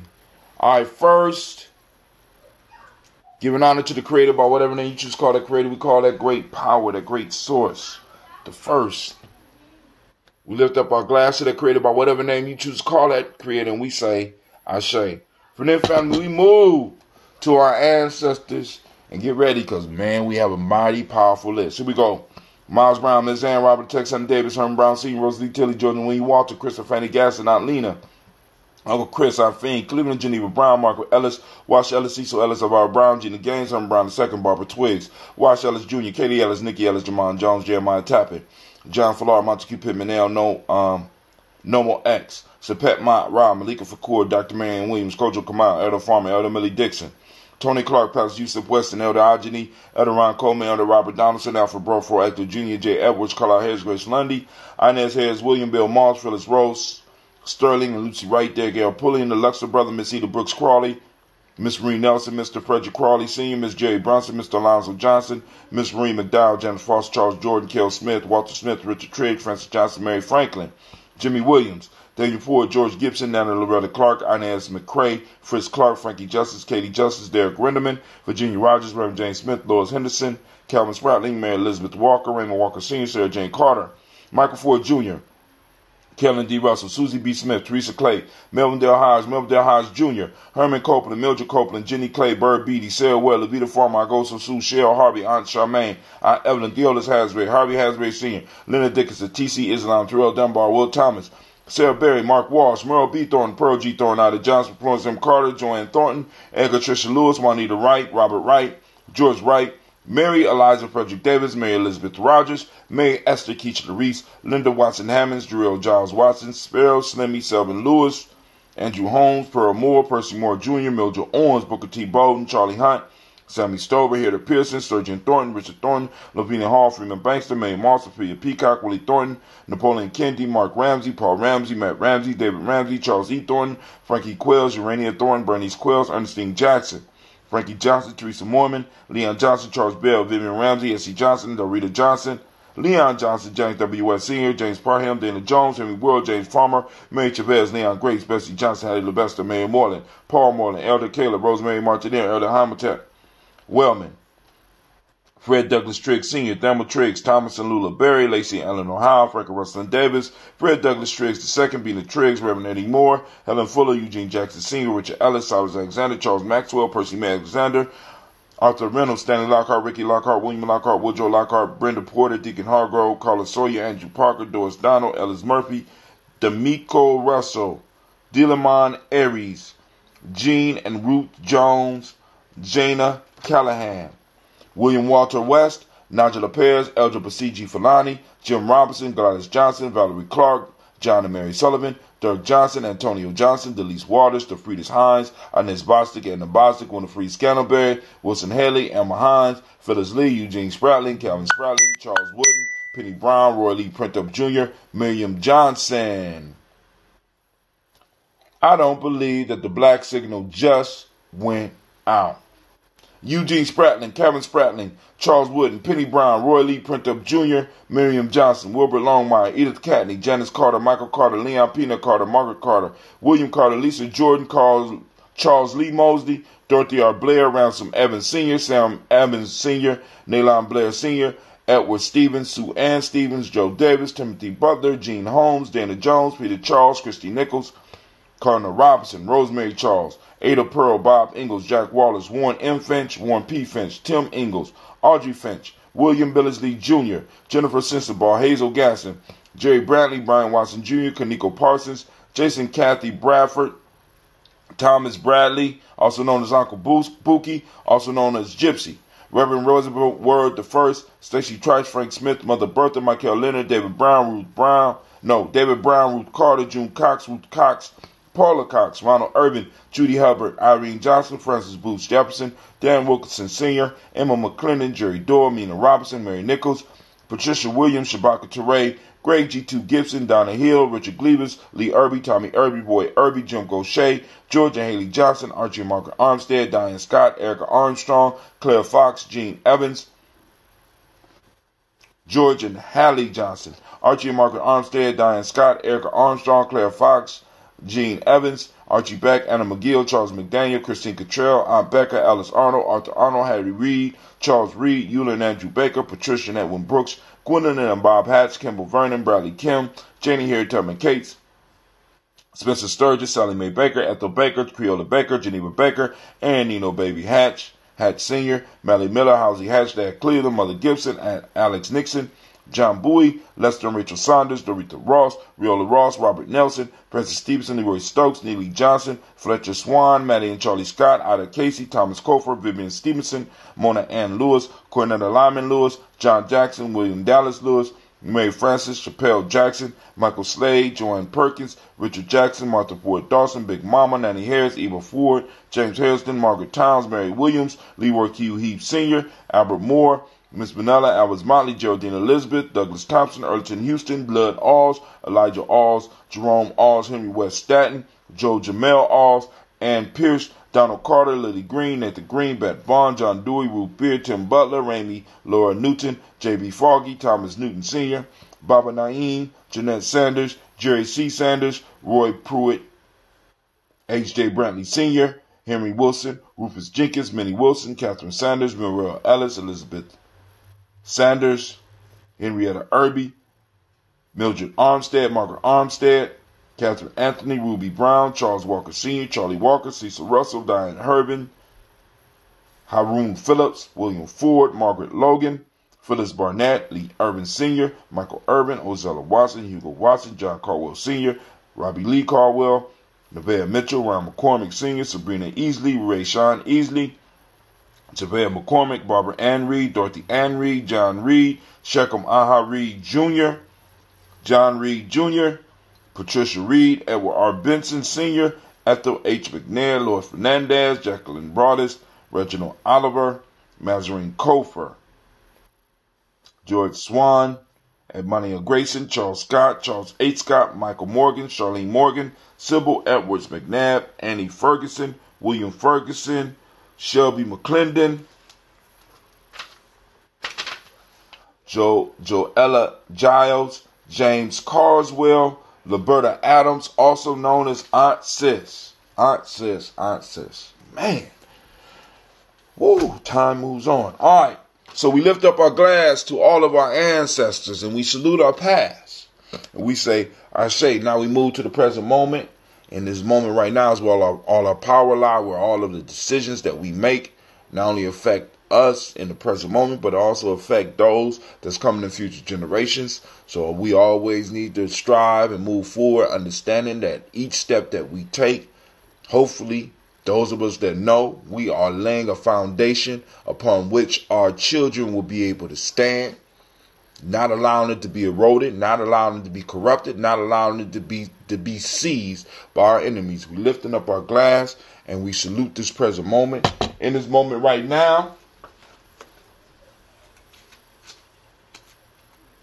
we are on Imani, and Imani is, for those who don't speak the language, faith, Harmony is the melodic principle of the day. Trust is what we teach in the M7. Red is the color. Got the shirt, but I ain't put it on. Gender is the hermetic law of the day. Male name today is Quasi. Is your day, Quasi? Is your day? Is your day, Quasi? Is your day? Is your day, Quasi? Is your day? And female Akuzua. I'm trying to say it the best I can. So, family, we lift up our glass for this present moment, knowing that when we lift up the glass, we're making a pact with the future as well as a pact with the past. We pledge to keep the continuum going. So we lift our glass and we say Ashe. From there, family, we move to our future generations. We salute our children, our children's children, on to infinity. Those that are here and walking amongst us, like my beautiful Miss Gina that just walked by me, or those that have not been even conceived yet. We raise our glass and we salute them, letting them know that we understand our responsibility and we will make sure that they have a foundation to stand on. And we say, Ashe. From there, we salute and make sure ain't no new ancestors. No new ancestors came up yet. So we lift up our glass right now and we salute all of our relations and we say, Ashe. From there, family, we move to the next step. And who do we toast? We toast. This is that selfish toast. This is for you, family. What is it that you need to make this moment powerful, to make this moment unbelievable? We lift up our glass to you. What is it? Come on now. And we say, Ashe. Last but not least, we toast the most beautiful, powerful, magnificent, strong, wise. I can't think of any other adjectives to describe you. Just so fantastic. We lift up our glass to you. And we say, Ashe, Ashe, Ashe. All right. So back to the conversation. Let me go and take a sip, because it's that new stuff. What about peace, power, joy? Oh, Gina said, what about peace, power, joy in 100 years? We wish you peace, power, joy, and 100 years. Thank you, Gina G. So real quick, Hakim, Go ahead. please tell me you threw that jar away yesterday. Yeah, I did. Okay, cool. Man, I got a real fine screen, man. I mean, y'all talk about these weed people got incredible shit. I got some incredible shit. I could have saved that. I could have saved that jar. He talking about when I was at the table, man, I screwed on a cap so tight on a gallon jug like so that it popped the glass. The glass was obviously fragile any goddamn way. So I'm glad that didn't go to a customer. So, you know, it's good that I be finding flaws sometime with some of the stuff. But yeah, I threw the jar away. But when I walked outside, was you there when I found the bottle that Navita had on her back porch? No. Yeah, man, she had a bottle of a full gallon of ambrosia sitting on her back porch. She just didn't know it was there. Yeah, well, first it was in her refrigerator because she had got it for a friend. The friend never picked it up. So she said, well, I don't want it to blow up in my refrigerator. And she needed room, so she put it on the back porch where it's cool at, right? And it just sat there. Man, that shit was so smooth. It been there about 4 months. So smooth. So smooth. I was like, Lord have mercy. Lord have mercy. Right? So, hey, here's to finding that good old ambrosia. Now, while we online, family, some of y'all share some of the health drinks that y'all use when we doing the toast, because we drink the water first, then we do the health drink. What's some of the health drinks y'all use for the toast?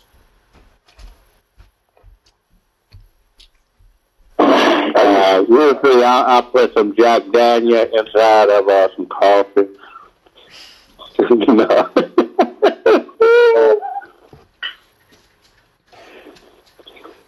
Hey,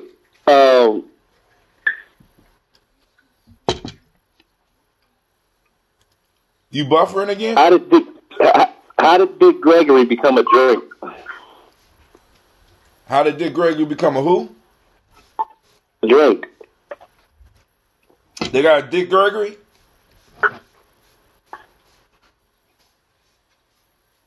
Is a drink? Yeah, you ain't never heard of Dick Gregory the drink? What is it? I got to do some research on it. Right, because I don't, like I said, I don't go to club. I mean, unfortunately, every now and then I might go to a club. I mean, most of my time is spent doing this type of stuff right here. So I'm really, in many ways, I'm really, really isolated because there's so much. I feel there's so much going on out here that, you know what I'm saying. I feel that I'm doing a service, so I feel I have to always be ready, and I have to be getting up to do these toasts and stuff like that. So, when I go out, I'm going out with people that I can really trust, and I know it's gonna have my back. Right. You know what I'm saying? Because sometimes you go into these places and you stand up for people, and they'll start sneaking out the back door while 20 motherfuckers is rushing at you. I'm strictly tried. So I think the next bar that I want to go to is one that's owned by us. That's one of the goals. We're going to do something. So that's a money maker. Hell yeah.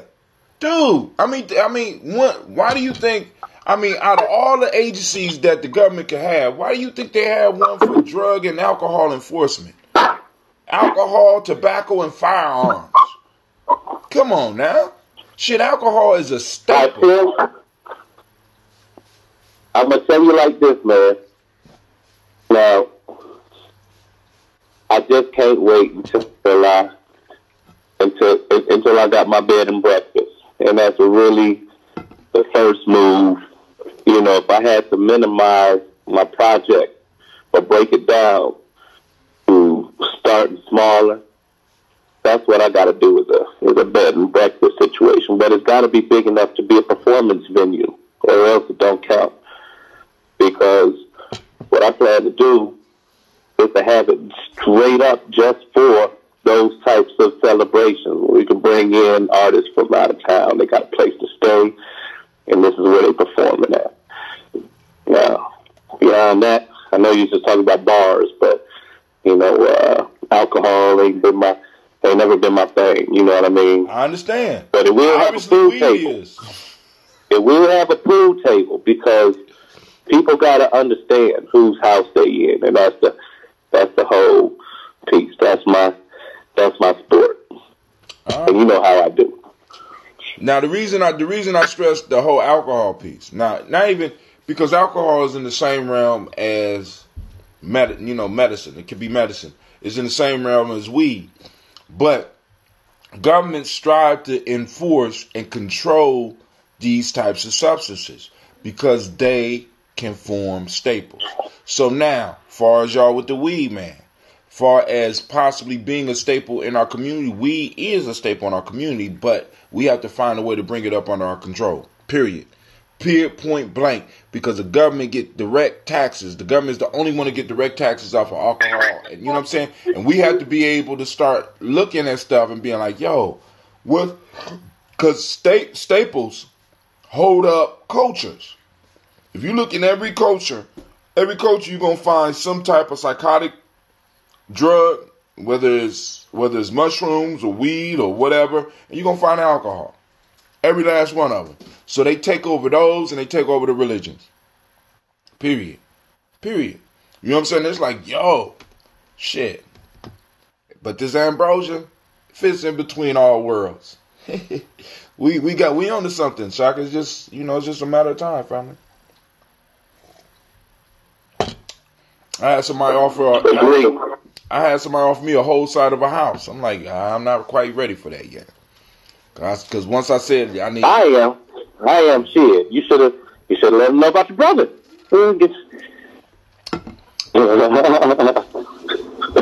That's all I need. I'm just saying. I mean, the opportunities are out there, and it's like I said, man. I just have to be able that people are going to be able to execute all the time.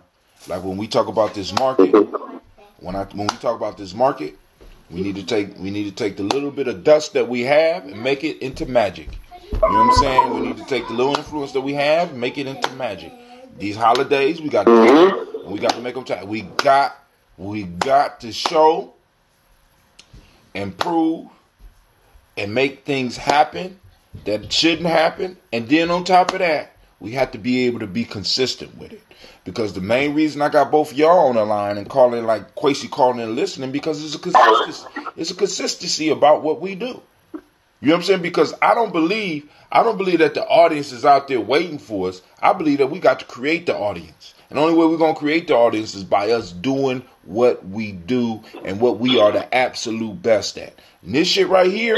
Well, see, here's the thing, too. Here's the thing, too, Hatem, is that if enough of us is out there when things happen in the world where we have to find a common platform for our survivalhood, that's what's important about this. But we also must do the same in real community, because when the lights go out, we need to, and the guns is blazing, we need to know where it's friendly. We need to know where HQ. You got some crazy wild feedback happening. Say that again? Your feedback. I said you got some wild feedback coming from your line. Let me try to turn it down a little bit. Try it now, Shaka. Is that better? Testing, 1, 2, 3. Yeah, that's better.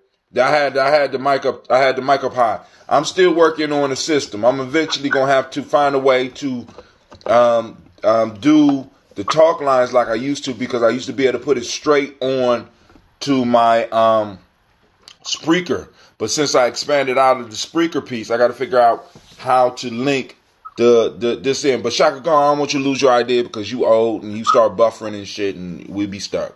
Go ahead, because you said something about gunshots and shit. Yeah, I mean, see, here's the thing: is that when something goes on in the world, and people are looking for that refuge, when the madness is out in the street, whether it be martial law or whatnot, yo, I don't know if they're gonna cut people's internet during martial law, but that sounds like that's a tactic. Nigga, listen. Either they're gonna cut it, or they're going to restrict what you are able to see, because at that time they're going to start doing state sponsored or whoever running shit sponsored type shit. So they got to pipe that entertainment in to keep people busy while they're in the houses. So they're gonna make sure you have that shit possibly. But go ahead. Ready, sir? Okay. So the other piece is that in case the lights go out and we need refuge, we need to know exactly where HQ is at. Oh yeah, I'm talking about community. Oh yeah, and we won't talk about it on the show. That'd be some shit where we have to talk about when we meet each other and be able to, you know what I'm saying? I mean, because in our minds, here's the thing, and here's how we got to get off of that Rocky shit. Like when I say Rocky shit, what I'm talking about is like how Eddie Murphy talked about how the Italian dude is at the movie theater. Like after he saw Rocky, it's all, like, fuck yeah. We get like that. We get like that for real. When we talk about black movement, we get like that. We watch the movie Panther, we think that's the way it's going to be when it all come down. You know what I mean? Shaka. We're going to be standing shoulder to shoulder, shotgun, bam, bam. The thing is that, man, that's not the way reality is set up right now. Shaka, that's why I say what's up? The major piece is we got to be consistent. You see what I'm saying? Because think about this. I've been doing these shows, not necessarily Daily Toast, since I met Quasi. And I think I made Quasi maybe 10 years ago, right? Because I was doing Spreaker shows then and writing in my blog. And I've been doing these shows, this show right here, every day for 2 years. And I was doing shows prior to this. This is why it's important, so that you can we stay consistent at what we do. Because people will search us out. You know what I'm saying? Because with anything that's going on with this internet fuckery that they're doing, when we disappear, people are going to come looking. They're going to come looking. I'm looking for you. What's going on? What happened? Boom, boom, boom. We got the catalog. Mm-hmm. We are the next level of entertainment. Like when I say us putting together, because we're going to need the sound. We're going to need soundtrack. We're going to do we got to do a documentary. I would love to do a documentary on reparations. You understand what I'm saying? I would love to have. Mm-hmm. I would love to be able to put a crew together and do a soap opera. Like I told y'all before, a conscious soap opera. about all the levels of consciousness for motherfuckers talking all this shit and the love lives and the struggles that all of us, the motherfuckers in this have, so that people can see the reality of what the fuck we doing. You know what I'm saying? Put that, you know what I'm saying? Have something out there so people know that they, listen, you are not alone, because this is like that's why I call it the black signal. You know what I'm saying? I'm not looking for those motherfuckers that get excited about black struggle and be hyped after a motherfucking movie. Nah, I don't need you. I need the motherfuckers that was hyped before the movie. I need the motherfuckers that was hyped during the movie. And I need the motherfuckers that walked out the movie studio quiet and went straight to work. You understand what I'm saying? Because that's where me and Lady J getting kind of some arguments, because she's saying we need to reach the masses. I'm like, fuck the masses at this point in time, because we can't work with who we got. You know what I'm saying? You know the last. Say again? I was just about to say the last black movie I saw and got excited about and felt like revolutionary afterwards was Obama's first election. Damn, that was a movie, wasn't it? I remember driving down the street, seeing black people rolling down the window and screaming. It's like, yeah, we did it! Yeah, we made it! Yes, we did. And that shit, yes, we can. And we saw how that shit shot us in the ass, because, you know, because this whole piece, because now, and this is what probably gets you about the politics, Quasi. We have been practicing this thing called respectability politics, where it will, if shit is not happening right, it's because of something that we did. You know what I'm saying? We're not living up to the American standard type shit. You know what I'm saying? And all of our politicians go into these meetings acting as if we act in a certain way, certain things will happen, and that shit has not worked out for us. We've been practicing respectability. We want everybody to respect us, and the piece we got to be is like some of these other groups and be like, fuck y'all. Don't care. I don't care. You know what I'm saying? You know how when the kids get mad, they be like, I don't care. We gotta be like, I don't care how the fuck you feel about me. Just don't get in my way when we just, as quoting Don Corleone, as long as your business don't interfere with mine, we okay. You understand what I'm saying? We can't, a lot of these stores in our neighborhoods need to go. A lot of these organizations in our neighborhood need to go. We need purely black zones. That's our shit. And absolutely. we can legally have that shit. That we can legally have that shit. Man, come on. That's all I'm trying to do right now at this very moment. All I need is land. And a pole to plant the plant the flag. Man, I'm telling you. You talking about the bees, gardens. Man, what more we need? What we gonna need? What more we need? We're gonna need some gangsters. Yeah. We're gonna need some gangsters under our control to protect that shit, because we got to understand. Bottler. Because check this out. We bottle our own shit. Because one of the things that I heard that was most telling for me was, I heard America. Somebody said, I can't remember who said it. Somebody said America is where everybody come to sharpen their knives.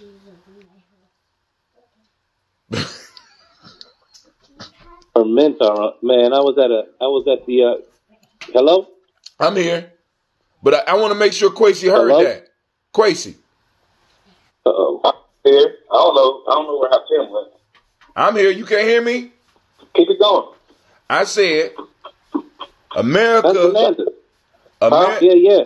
America is where. I say, but you look at it. Who you talking to, Quasi? Man, we don't. I was so bent in having a presence in the city that I was making same mission that much harder by having to deal with politics of, the downtown territories and things like that. But man, it only makes sense now, to acquisition an old church somewhere. And I say old church because the cathedral space we can easily flip into what we need, mixed use for for our enterprises as well as our residential. I'm talking about raising a village just like that right now. Shaka, let me ask you a question. Why do you stay in Cleveland? Why do I stay in Cleveland? Why don't you come to Columbus is a better question. Oh, Well, live in Columbus. I am. It's just that I'm not going to, well, it's a process. It's a short of the long. Can y'all hear me? Process, and it's happening. Can y'all hear me? Surety. And so right now, what would really, huh? You do intend on being here? Yeah. They can't hear me, family. So I'm gonna get back on here because I'm back in. Goddamn it! I'm back in. Goddamn it! This conference is being recorded by the organizer. So that even if I don't know how you darkies threw me off my own goddamn conference call, but I'm back with a vengeance. I'm back with a vengeance. That black people magic, y'all got to stop using that because listen, I got some magic myself. Now, hold on. Now, It's called iPhone. Slow your roll, family. Slow your roll. Shaka, and I know why. Shaka, you silence my goddamn mic because you on my account. You better not do that shit again. What you talking about? You on my account. So you on here, you an administrator, so you threw me off the goddamn line. I'm not even at my computer, Tim. You can't even blame. I'm not at the command. How I know that? You on the iOS. You sitting at home with your son. You got a computer right by you. Yeah, I got this big red button. God damn it. Crazy. Now, did you hear my statement about America? I just want to make sure you heard that shit. What statement? The statement is that America is where everybody in the world comes to sharpen their knives. Sure. Now, what that means is that everybody come here to get better at their skill. And do you know who they practice stabbing? No, they don't practice stabbing Donald Trump. They practice stabbing us. And it's like, it's nothing for... Oh, man, come on now. Hold on. I was making that point on another episode when I was saying how when I was raising the brow at people from other communities coming into the urban community like it's a shooting range, like it's a shooting gallery. Oh, yeah. Well, you said I was disagreeing with you? We blame that on black crime. Oh, I ain't never... Nigga, when? When was this? Oh, my God. You ain't never heard black on black crime come out of my mouth, not at least in the last 2 years. We just had a whole conversation on black crime. Ooh. And I said black on black crime was... Come on, dog. No. You need to take me back to the episode. And if I said that... I was just raising a point. If I said that... You missing it. Go ahead. I'm saying is... I was about to apologize if I raised that point. Imagine even just the possibility of other people coming into black communities as a shooting gallery. And at the end of the day, it's just treated as black on black crime because of where it's at. That's how they... Yeah.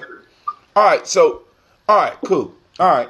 Because I think you might have took one of my arguments and twisted that shit to your advantage. But that's okay. I ain't going to be mad at you. I ain't mad at you. You know how you do. I don't know how I do. I do be flip-flopping, but I don't give a fuck. But right now, I'm not on that black on black crime shit.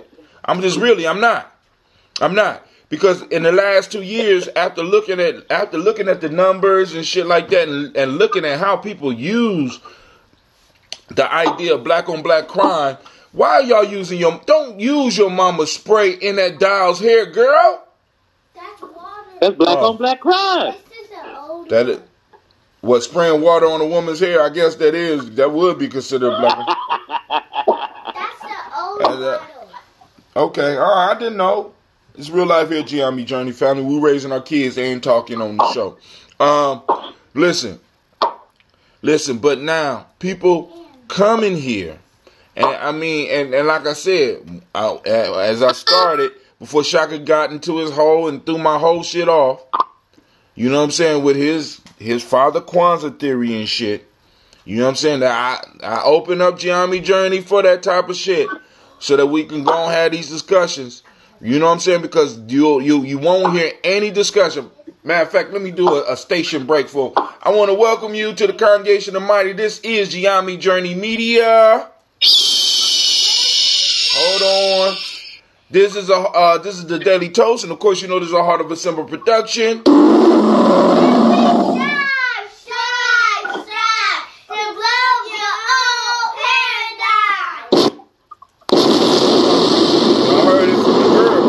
Gotta blow up these old paradigms because they're holding us hostage, right? So we have to start really thinking about community building. Like, for example, like for a while ago, I put up hashtag Giami. It was Giami Complex. You know what I'm saying? Because, like I said, I live in one of these apartment complexes, and these mugs be costing like $1.3 million. Why isn't it that some of us can't come together? And it's going to take a whole lot because after I start looking at the net wealth, that's why I don't be getting mad no more. Even when we raise just a little bit, I don't get mad no more because I understand what it is, black folk. You know what I'm saying? Because every dime that we raise and every dime that y'all trust us with, know and believe that we are going to use that shit for what we said we're going to use it. Because ain't none of us in the black conscious piece here in Columbus, ain't none of us balling. Especially off the money we get, right? But I just need y'all to understand, one of these complexes costs between $1 and $3 million. In these complexes be 200 homes. I'm just saying, like Shaka's talking about doing this thing, and in the middle of the complex, Shaka, I want you to think about this. In the middle of these complexes, they have little centers. You lived in one of these probably before. They got little centers where everybody can congregate, or you can tear that shit down and build a whole recreation center there. You know what I'm saying? With the way shit is nowadays, right? But what I'm saying is, what if we was in each city where we were, we just gone and took over one of these motherfucking complexes, closed the motherfucker down, and only allow people in that we wanted in these motherfuckers. You got to be conscious being this motherfucker. What's a conscious test? What color is this? What color you see? Well, see, that's the thing is we got to have realistic. Listen. I mean, when it comes to what's being built right now in terms of a artist vanguard, like, listen, as you see in the healing arts, the artist is more than just a title. It's different functions for different type of artists. So what you and I are dealing with is in fermentation, it's an art to that. Right? Mm-hmm. In the culinary arts, that's another art that I dabble in. But I chose a decade ago that I would not cook in anybody else's kitchen until I had my own kitchen to be able to prepare food out of. Hey, did you say culinary arts because you can hear me over here dicing shit? Hey, Quasi been putting it down. I might need to have a competition between y'all niggas. You know what? No, not just that. Let's do it bigger, Hot Tim. At a symbiotic cipher, let's go ahead and do the cooking show, the competition to music, and have me, Quasi, and Necessary. Ooh, I forgot about Ness. But I don't know if y'all want to fuck with Necessary right now. I really don't. I'm just saying. I'm your Huckleberry. I'm just saying. I don't know if you want to fuck with Necessary right now. I'm just saying. Hot Tim, let me tell you. Hot Tim. Don't you say he stole one of your recipes and put this shit off of that. I'm gonna tell you something right Go quick. ahead. Back in the day, when members from the Somalian and Ethiopian community decided to establish that venue down there that they called the Red Sea Lounge. Remember that? You talking about my brothers? Right across from the courthouse. Yeah, you talking about my brothers. I know. I mean, yeah, they are supporters of Giami Journey. I know what you're talking about. Okay, so check this out. For those that wait, just a commercial break. Wait, hold on. Just a commercial break. Gypsy Lounge. Go ahead. Hookah Lounge. Go ahead. I stepped in and did the after hours kitchen there. I remember the after hours kitchen. Man, I'm talking about you want to see some happy people, dude. I ain't saying you can't cook. I know. I witnessed it. I went down there to eat. Listen. No, that's not my point. My point is this. My point is that I done opened up a whole lane that I wasn't prepared to man all by myself. So I come back to the Jinyame house. And I pull my protege into the kitchen. Your protege, Jamar, taught him how to do the omelets, taught him how to do the different temperature eggs.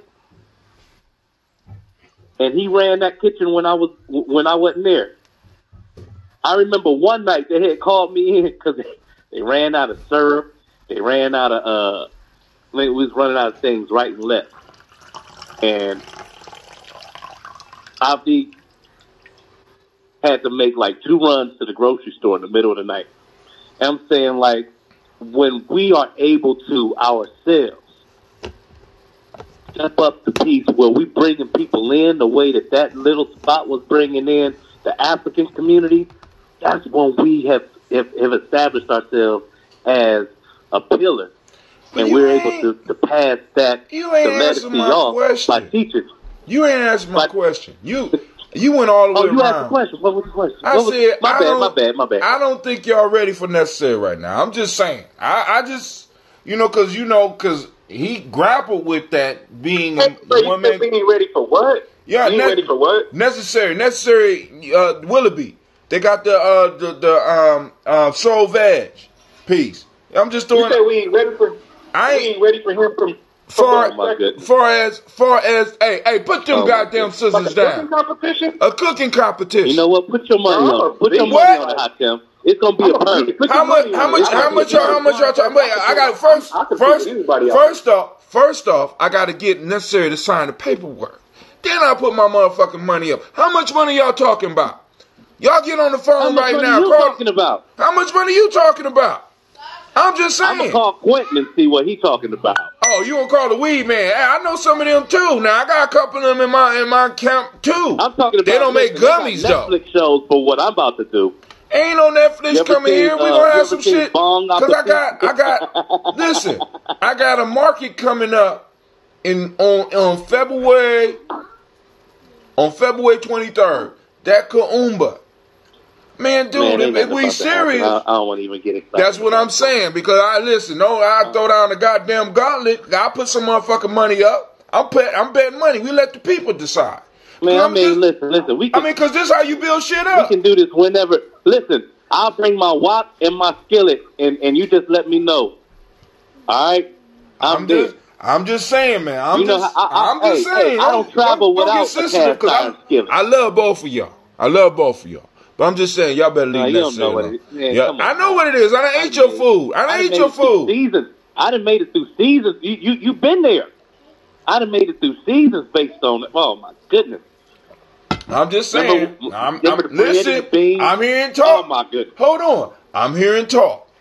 Right? But it's hard to argue with a brother that set up a kitchen and got his little modular unit out there. He got his little restaurant. See, that's what I'm saying. That's what I'm saying. Take away from you. And that's why. No, that ain't taking away from him because you got to remember he comes up in hip hop. Hip hop is about battling. You ain't taking nothing from him. They on the phone. I can't hear nothing nobody saying. I'm sorry. Go ahead.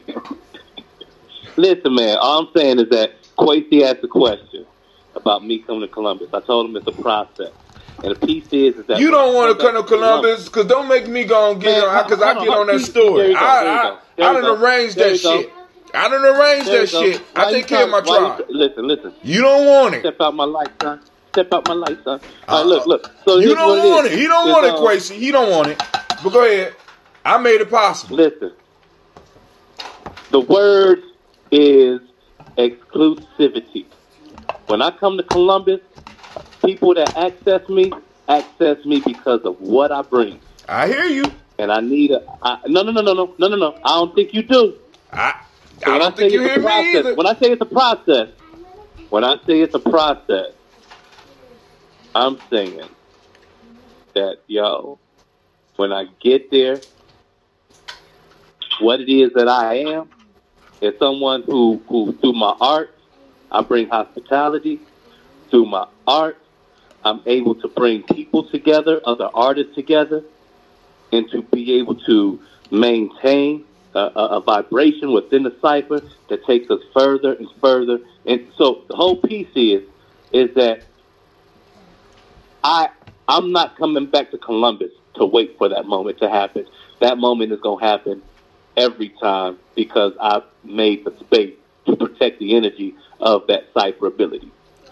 I hear you. That's what it is, and that's what I bring to the table. And when I do it in any foreign space outside of my own, it still has to maintain that sacred nature.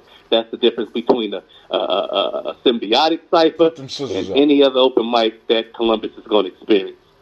So the piece is that when we're trying to figure out how to create that rhythm within our real flesh and bone community, that's how. And that's what I'm bringing.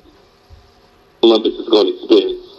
So the piece is that when we're trying to figure out how to create rhythm within our real flesh. For Actor Junior J. Edwards, call out J. Bronson, Mr. Alonzo Johnson. What are you doing? I'm sorry. Go ahead. That was my stuff. Shouts out to Tammy Council. Y'all still there? I ain't hang up on y'all, did I? Nah, but see, I heard my voice playing back. I felt right. Like that was I went to Hootsuite and for some reason it just started playing and shit. They be fucking around. We got Tammy Council that's listening in right now, but that was 2 hours ago. So shouts out to whoever's listening to us right now. But back to the battle piece, man. I'm just saying, man. I mean, like I said, and you got the. Tim, I didn't already written it into an event already. That's 2 years old. That was what was supposed to happen. At the January 2016 event or 2017 event. Hold on, time out. It didn't happen. Now, one of the key rules of Giame is make it happen. Well, don't talk to me about that shit. Make it happen. The market. So I'm saying, in order to make that happen right now, we need a purse. That's really all it is. You don't got to pay nothing else but the purse. Yeah. Well, I mean, now in order for it to be a purse, like I said, you know where purses come from, right? Mm-hmm. Where the purse come from? People putting their money to. That's right. Now you want to compete, you feel that you could get it, and necessary. Because listen, I'm telling y'all right now, coming out of the culture of hip hop, because it's not throwing shade, Quasi. Because these old school hip hop heads, Shaka old as fuck. He don't want to act like it. He old as fuck, and especially necessary. He come from the hip hop piece where these motherfuckers used to get up and battle on mic. So it's not throwing shade. It's like, boom, I think I could do better than you. Then nigga get up on the mic and prove it. I'm just saying, hey, I throw some money in.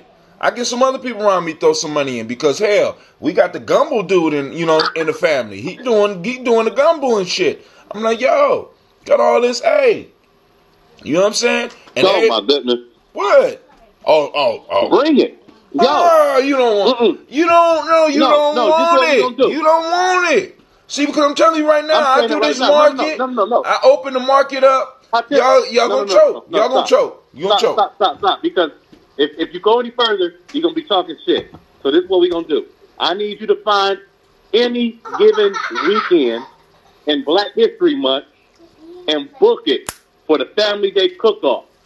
No, nigga. I'll leak it. I'm booking it for if I'm doing it, I'm gonna make it happen. Now, I'm gonna make it happen. Not only am I gonna make it happen, like I said, I got a market day on February 23rd. I got a whole cafeteria that's gonna be open on that day for anybody that want to bring their stuff there to have people take samples of their food and then we could decide on who the best.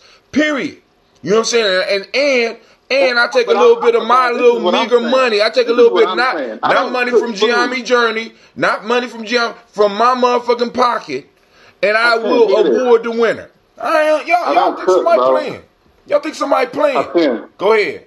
I don't cook. You know how you said we don't have jobs, we have adventures? I don't cook. I create experiences.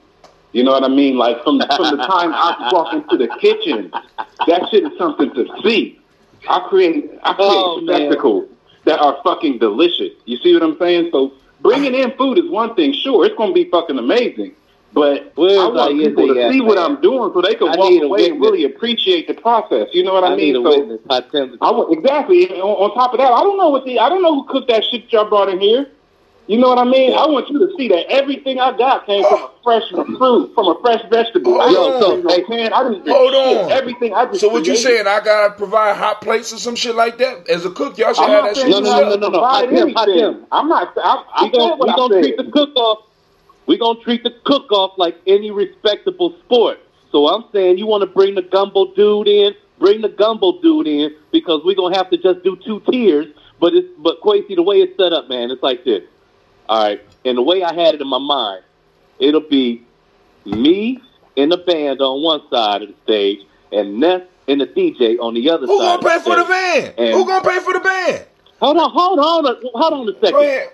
I'm just telling you, All ideally. right. Hold on, Sasha. Listen. Sasha I'm told me saying ideally, when we do my shit and we contracting the people that got the money and the bread to be able to pay for this vision. Time out. It's a production. Time out. Let me tell you about creation. Hold on. All right, go ahead. Because I'm going to tell you what you're doing wrong right now. Because I could go and solve the problem for you right now. Because you're doing it wrong right now. I'm telling you. You are creating dependent. You're creating dependent on other people's energy. I'm saying, I get your ass here. I talk to Necessary and say we want to do it. Quasi already say he do it. I'll go talk to the gumbo dude and everybody be there. I don't give a fuck if you bring your own shit. You want to create the experience for people. If you want to hire a band, you can. Listen. I ain't doing nothing wrong.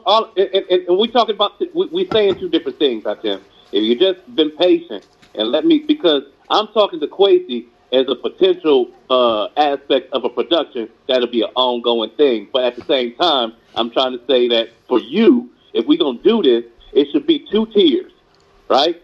2 chefs on the stage at the same time, and in between 1 and 2, you got the judges. However, you decipher who's gonna be eating the food and who's gonna be judging. All right, whoever get those seats, they get those seats to do that. But you got 2 at a time, and the winner of each round go head up. So that's what I'm saying is that we got to treat it like any respectable sport. If we're gonna do it, we got to place it that way and not just have some. You know what I'm saying? So we can have something to come back to. So we can do it again the next quarter with some whole different folk. And at the end, at the end of the year, maybe have 4. You know what I'm saying? The 4 come together, and bam, we got the big holiday. Why not have the 4? Why not have them all at the same time and giving out samples and letting the people vote?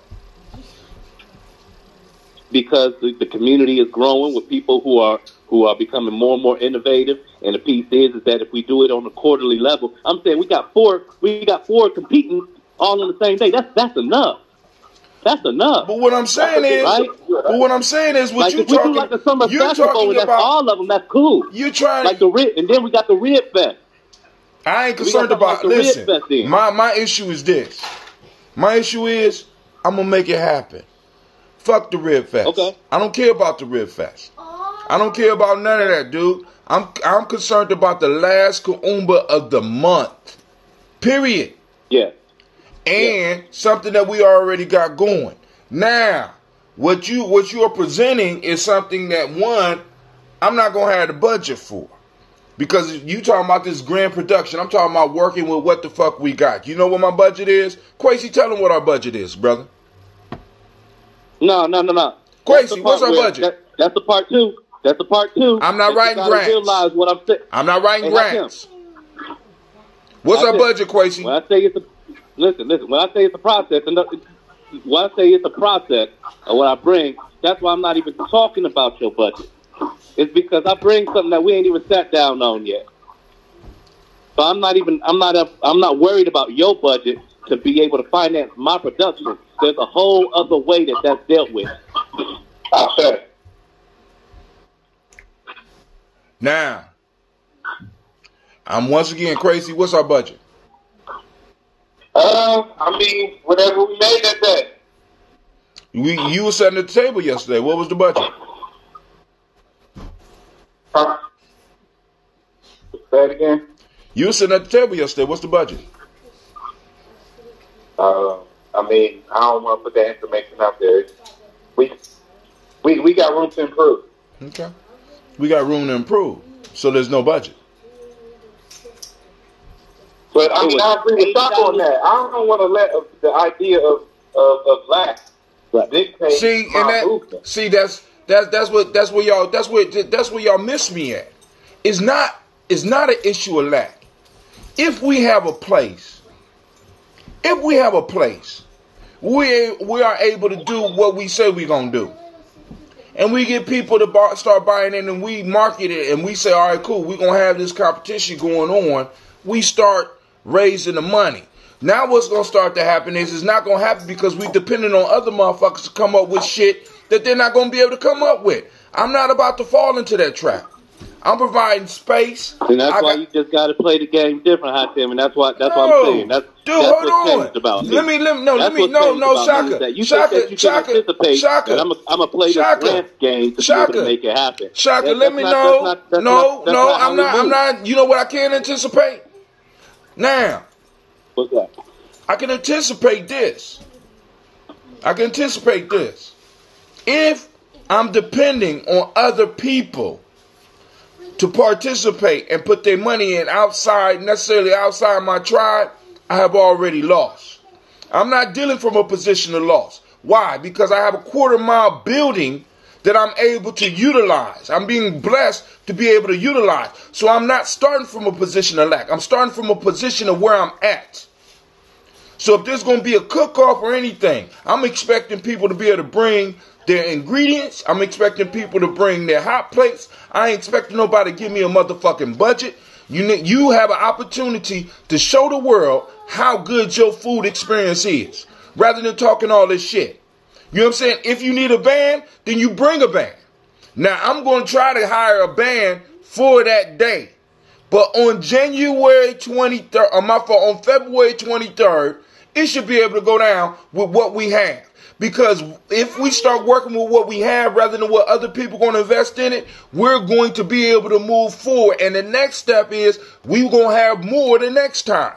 Because people have already expected it. We've been talking about it. We've been hyping it up. Y'all come on here, you talk shit about, look, I got this meal, boom, boom, I got this, boom, boom, boom. No, all this other shit about waiting on other people's money, I done did that shit, and I'm not about to do that now. Yeah, there's two different conversations going on, though. Y'all not even really talking about the same thing. That's the thing. It's like there's two different conversations going on, and they're not really there's not. There's not two conversations going on. There's not two conversations going on. I kind of got to tap out, because you're not even really trying to hear what we're saying out there, for real. Go ahead. All right. Go ahead. I'm not trying to hear. I'm giving you the venue in where you could do it at. So how am I not trying to hear you? The whole cook-off piece. This is how we can do it then. Actually, I just came up with an idea. Shaka to merge both of y'all's ideas. So we use your space. We cook what we cook. Videotape that shit and have the video playing above. If we can, so we can. I don't know. We can make that shit. Yeah, we can in the cafeteria. You know what I'm saying? But have a video plan of the whole process. So you're going to see me making the shit that I'm standing next to, at least, to begin or something. But you can't have if y'all talking about two different things, you can't have a competition that's not happening at the place where people are judging it, because it's just not fair. You can't, it's two different things. What you mean? About. Wait, time out. Food sharing, let me finish. If you want to have a food sharing and a taste test and that's cool, but that's not a competition by the definition of what a fucking competition is. It can't be, because there's too much room for people to be deceptive. Oh yeah, be biased. So you got to come with an audience. And see And Hatim, what I'm talking about is really cataloging an event that over time just increases with new contestants. So it's like, and I don't want to go in too deep on it, but at the end of the day, I'm selling an event. So no matter who buys the event, you get the same experience, and the virtual experience of saying, I was a part of that. I was one of the judges, because your people paid the money for that to be presented. So if somebody wants that thing to happen, and on some celebrity stuff, on some local celebrity, however you look at it, it's like, yo, we got Brother Quasi on, he gonna be cooking, the gumbo dude gonna be cooking, this motherfucker Shaka gonna be cooking, necessary cooking, you know what I mean? It's like, all right, well, that's an event now. Now, if we say, yo, that event costs $5,000 and you get a band, you get, See, there we that go. purchase all There the we food go. that we're going to be cooking. There You we got go. a band, you got a DJ, you There got we an go. event. See, and that's Yo, and there's maybe people out there that will pay that for that experience.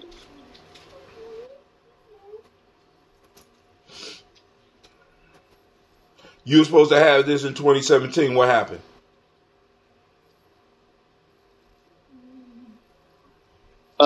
He was booked already in Columbus, and the show happened here in Cleveland. So I just cut the whole cooking part. Still had the band. Crate Digger came down and performed, or came up and performed. Eddie, Perez, they was all here. Necessary couldn't make it.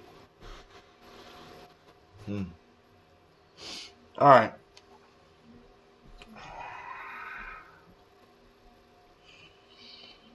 But I'm saying, yo, that event, that was a $7,500 event. Somebody paid for it. We can have one of those every month. We just need somebody to pay for it. We just need somebody. It's not, it's not rocket science. What it is that when you get people, when you tap out of the communities that we like over tapping right now, and I think that's what happens, Hatem, but that's your lane. That's your lane in terms, I feel like a lot of times you put a lot of weight on the black dollar in terms of your movement, where for me, I put a weight on just the whole universal aspect of money. You know what I mean? I don't think that either one of us is wrong in that regard because it's all about our relationships. I'm saying that I've had, I've had the experience go both ways. But at the end of the day, because I deal with what I deal with the way that I do, I know that when it comes down to it, we live in a day and age where people pay for events. And when it comes to the fact that, hey, I want to throw a party, I want to do something innovative, I want to do something different. Yo, at the end of the day, you got that and then some. So you got your caterer, you got your band, you got your party all wrapped up in one with some personality. You and 3 other guests can be on some Simon from the Voice type shit with these chefs while we doing your backyard boogie. All your friends looking at you like, man, they got hip hop. You know what I'm saying? It's Now, really about closing deals. If I put it down where I'm like, yo, Hatem, book the backyard boogie, and for every backyard boogie you book, you get 15%. Man, listen, we should be booked into 2020 by now. Now, there's once again, I put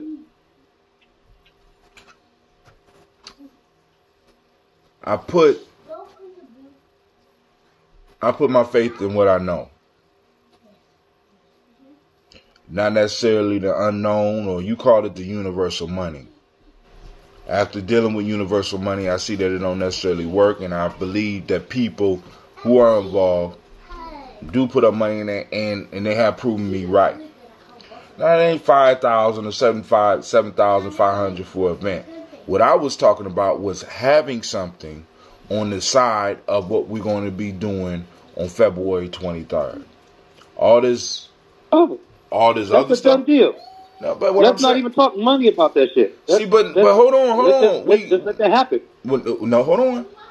We have to talk money, because if you come down expecting for me to be able to contract you to do something, I'm not going to be able to do that shit. Tim, that's why I don't work that way. That's why I'm saying let's not talk money, because if you can produce something, it's a blessing. I produce space. I'm good at that. I produce space and time. I'm master of space and time.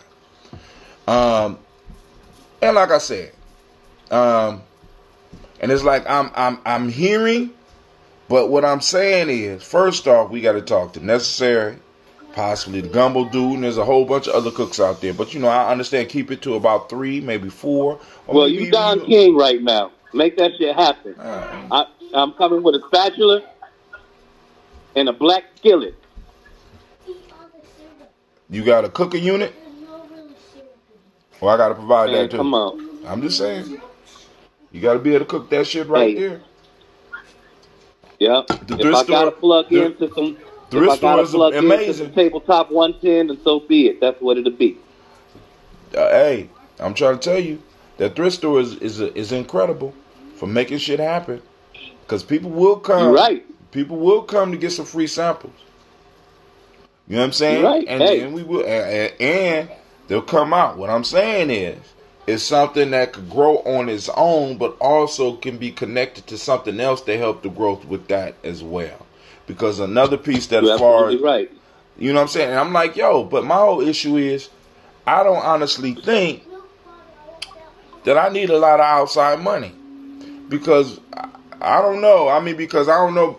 Maybe y'all have had different dealings. My issue with a lot of outside money is that once you start having outside money, you start having outside influence on the event that you have.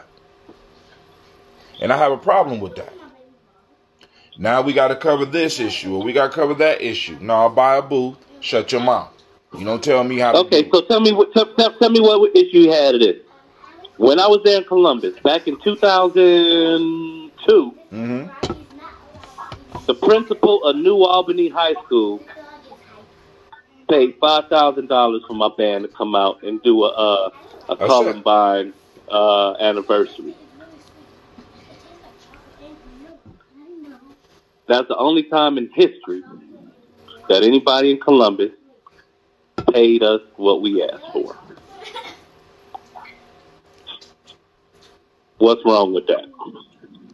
Because every time you go out, you should be getting that.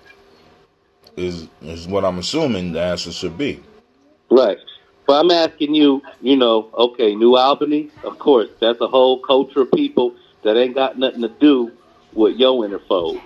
Yes? Huh? I said that community of folks in New Albany doesn't really align with the resource base of who you go and depend on financially when we make financial moves. You were talking about having influence in other spaces outside of your focal group. So I'm trying to see how that causes any type of conflict. Whenever outside dollars come in, man, people expect stuff, man. That's all I'm saying. I mean, maybe you ain't experienced that. Now, if they hire you as a specific band, right? One of the reasons that Kwanzaa we're able to do what we kind of want to with Kwanzaa is because all the money we raise came from us, and a majority of the money came from us. Period. All other events or all other programs, all of them have been compromised because all the money that comes in is people, in a sense, we're giving you a favor. So could you please, blah, blah, blah. And if you won't deal with that, it's not an issue until you have to deal with that. But hold on, let me go back real quick. Brother Kwame say, damn, Kwesi marketing like a mother brother. He also say, who knows the major difference between a tier and a bridge? Kwame, what is the difference between a tier and a bridge? I don't know the difference. A tier is a level, I imagine. And a bridge takes you to the other side of something. So maybe that's it. He says having a blind taste test.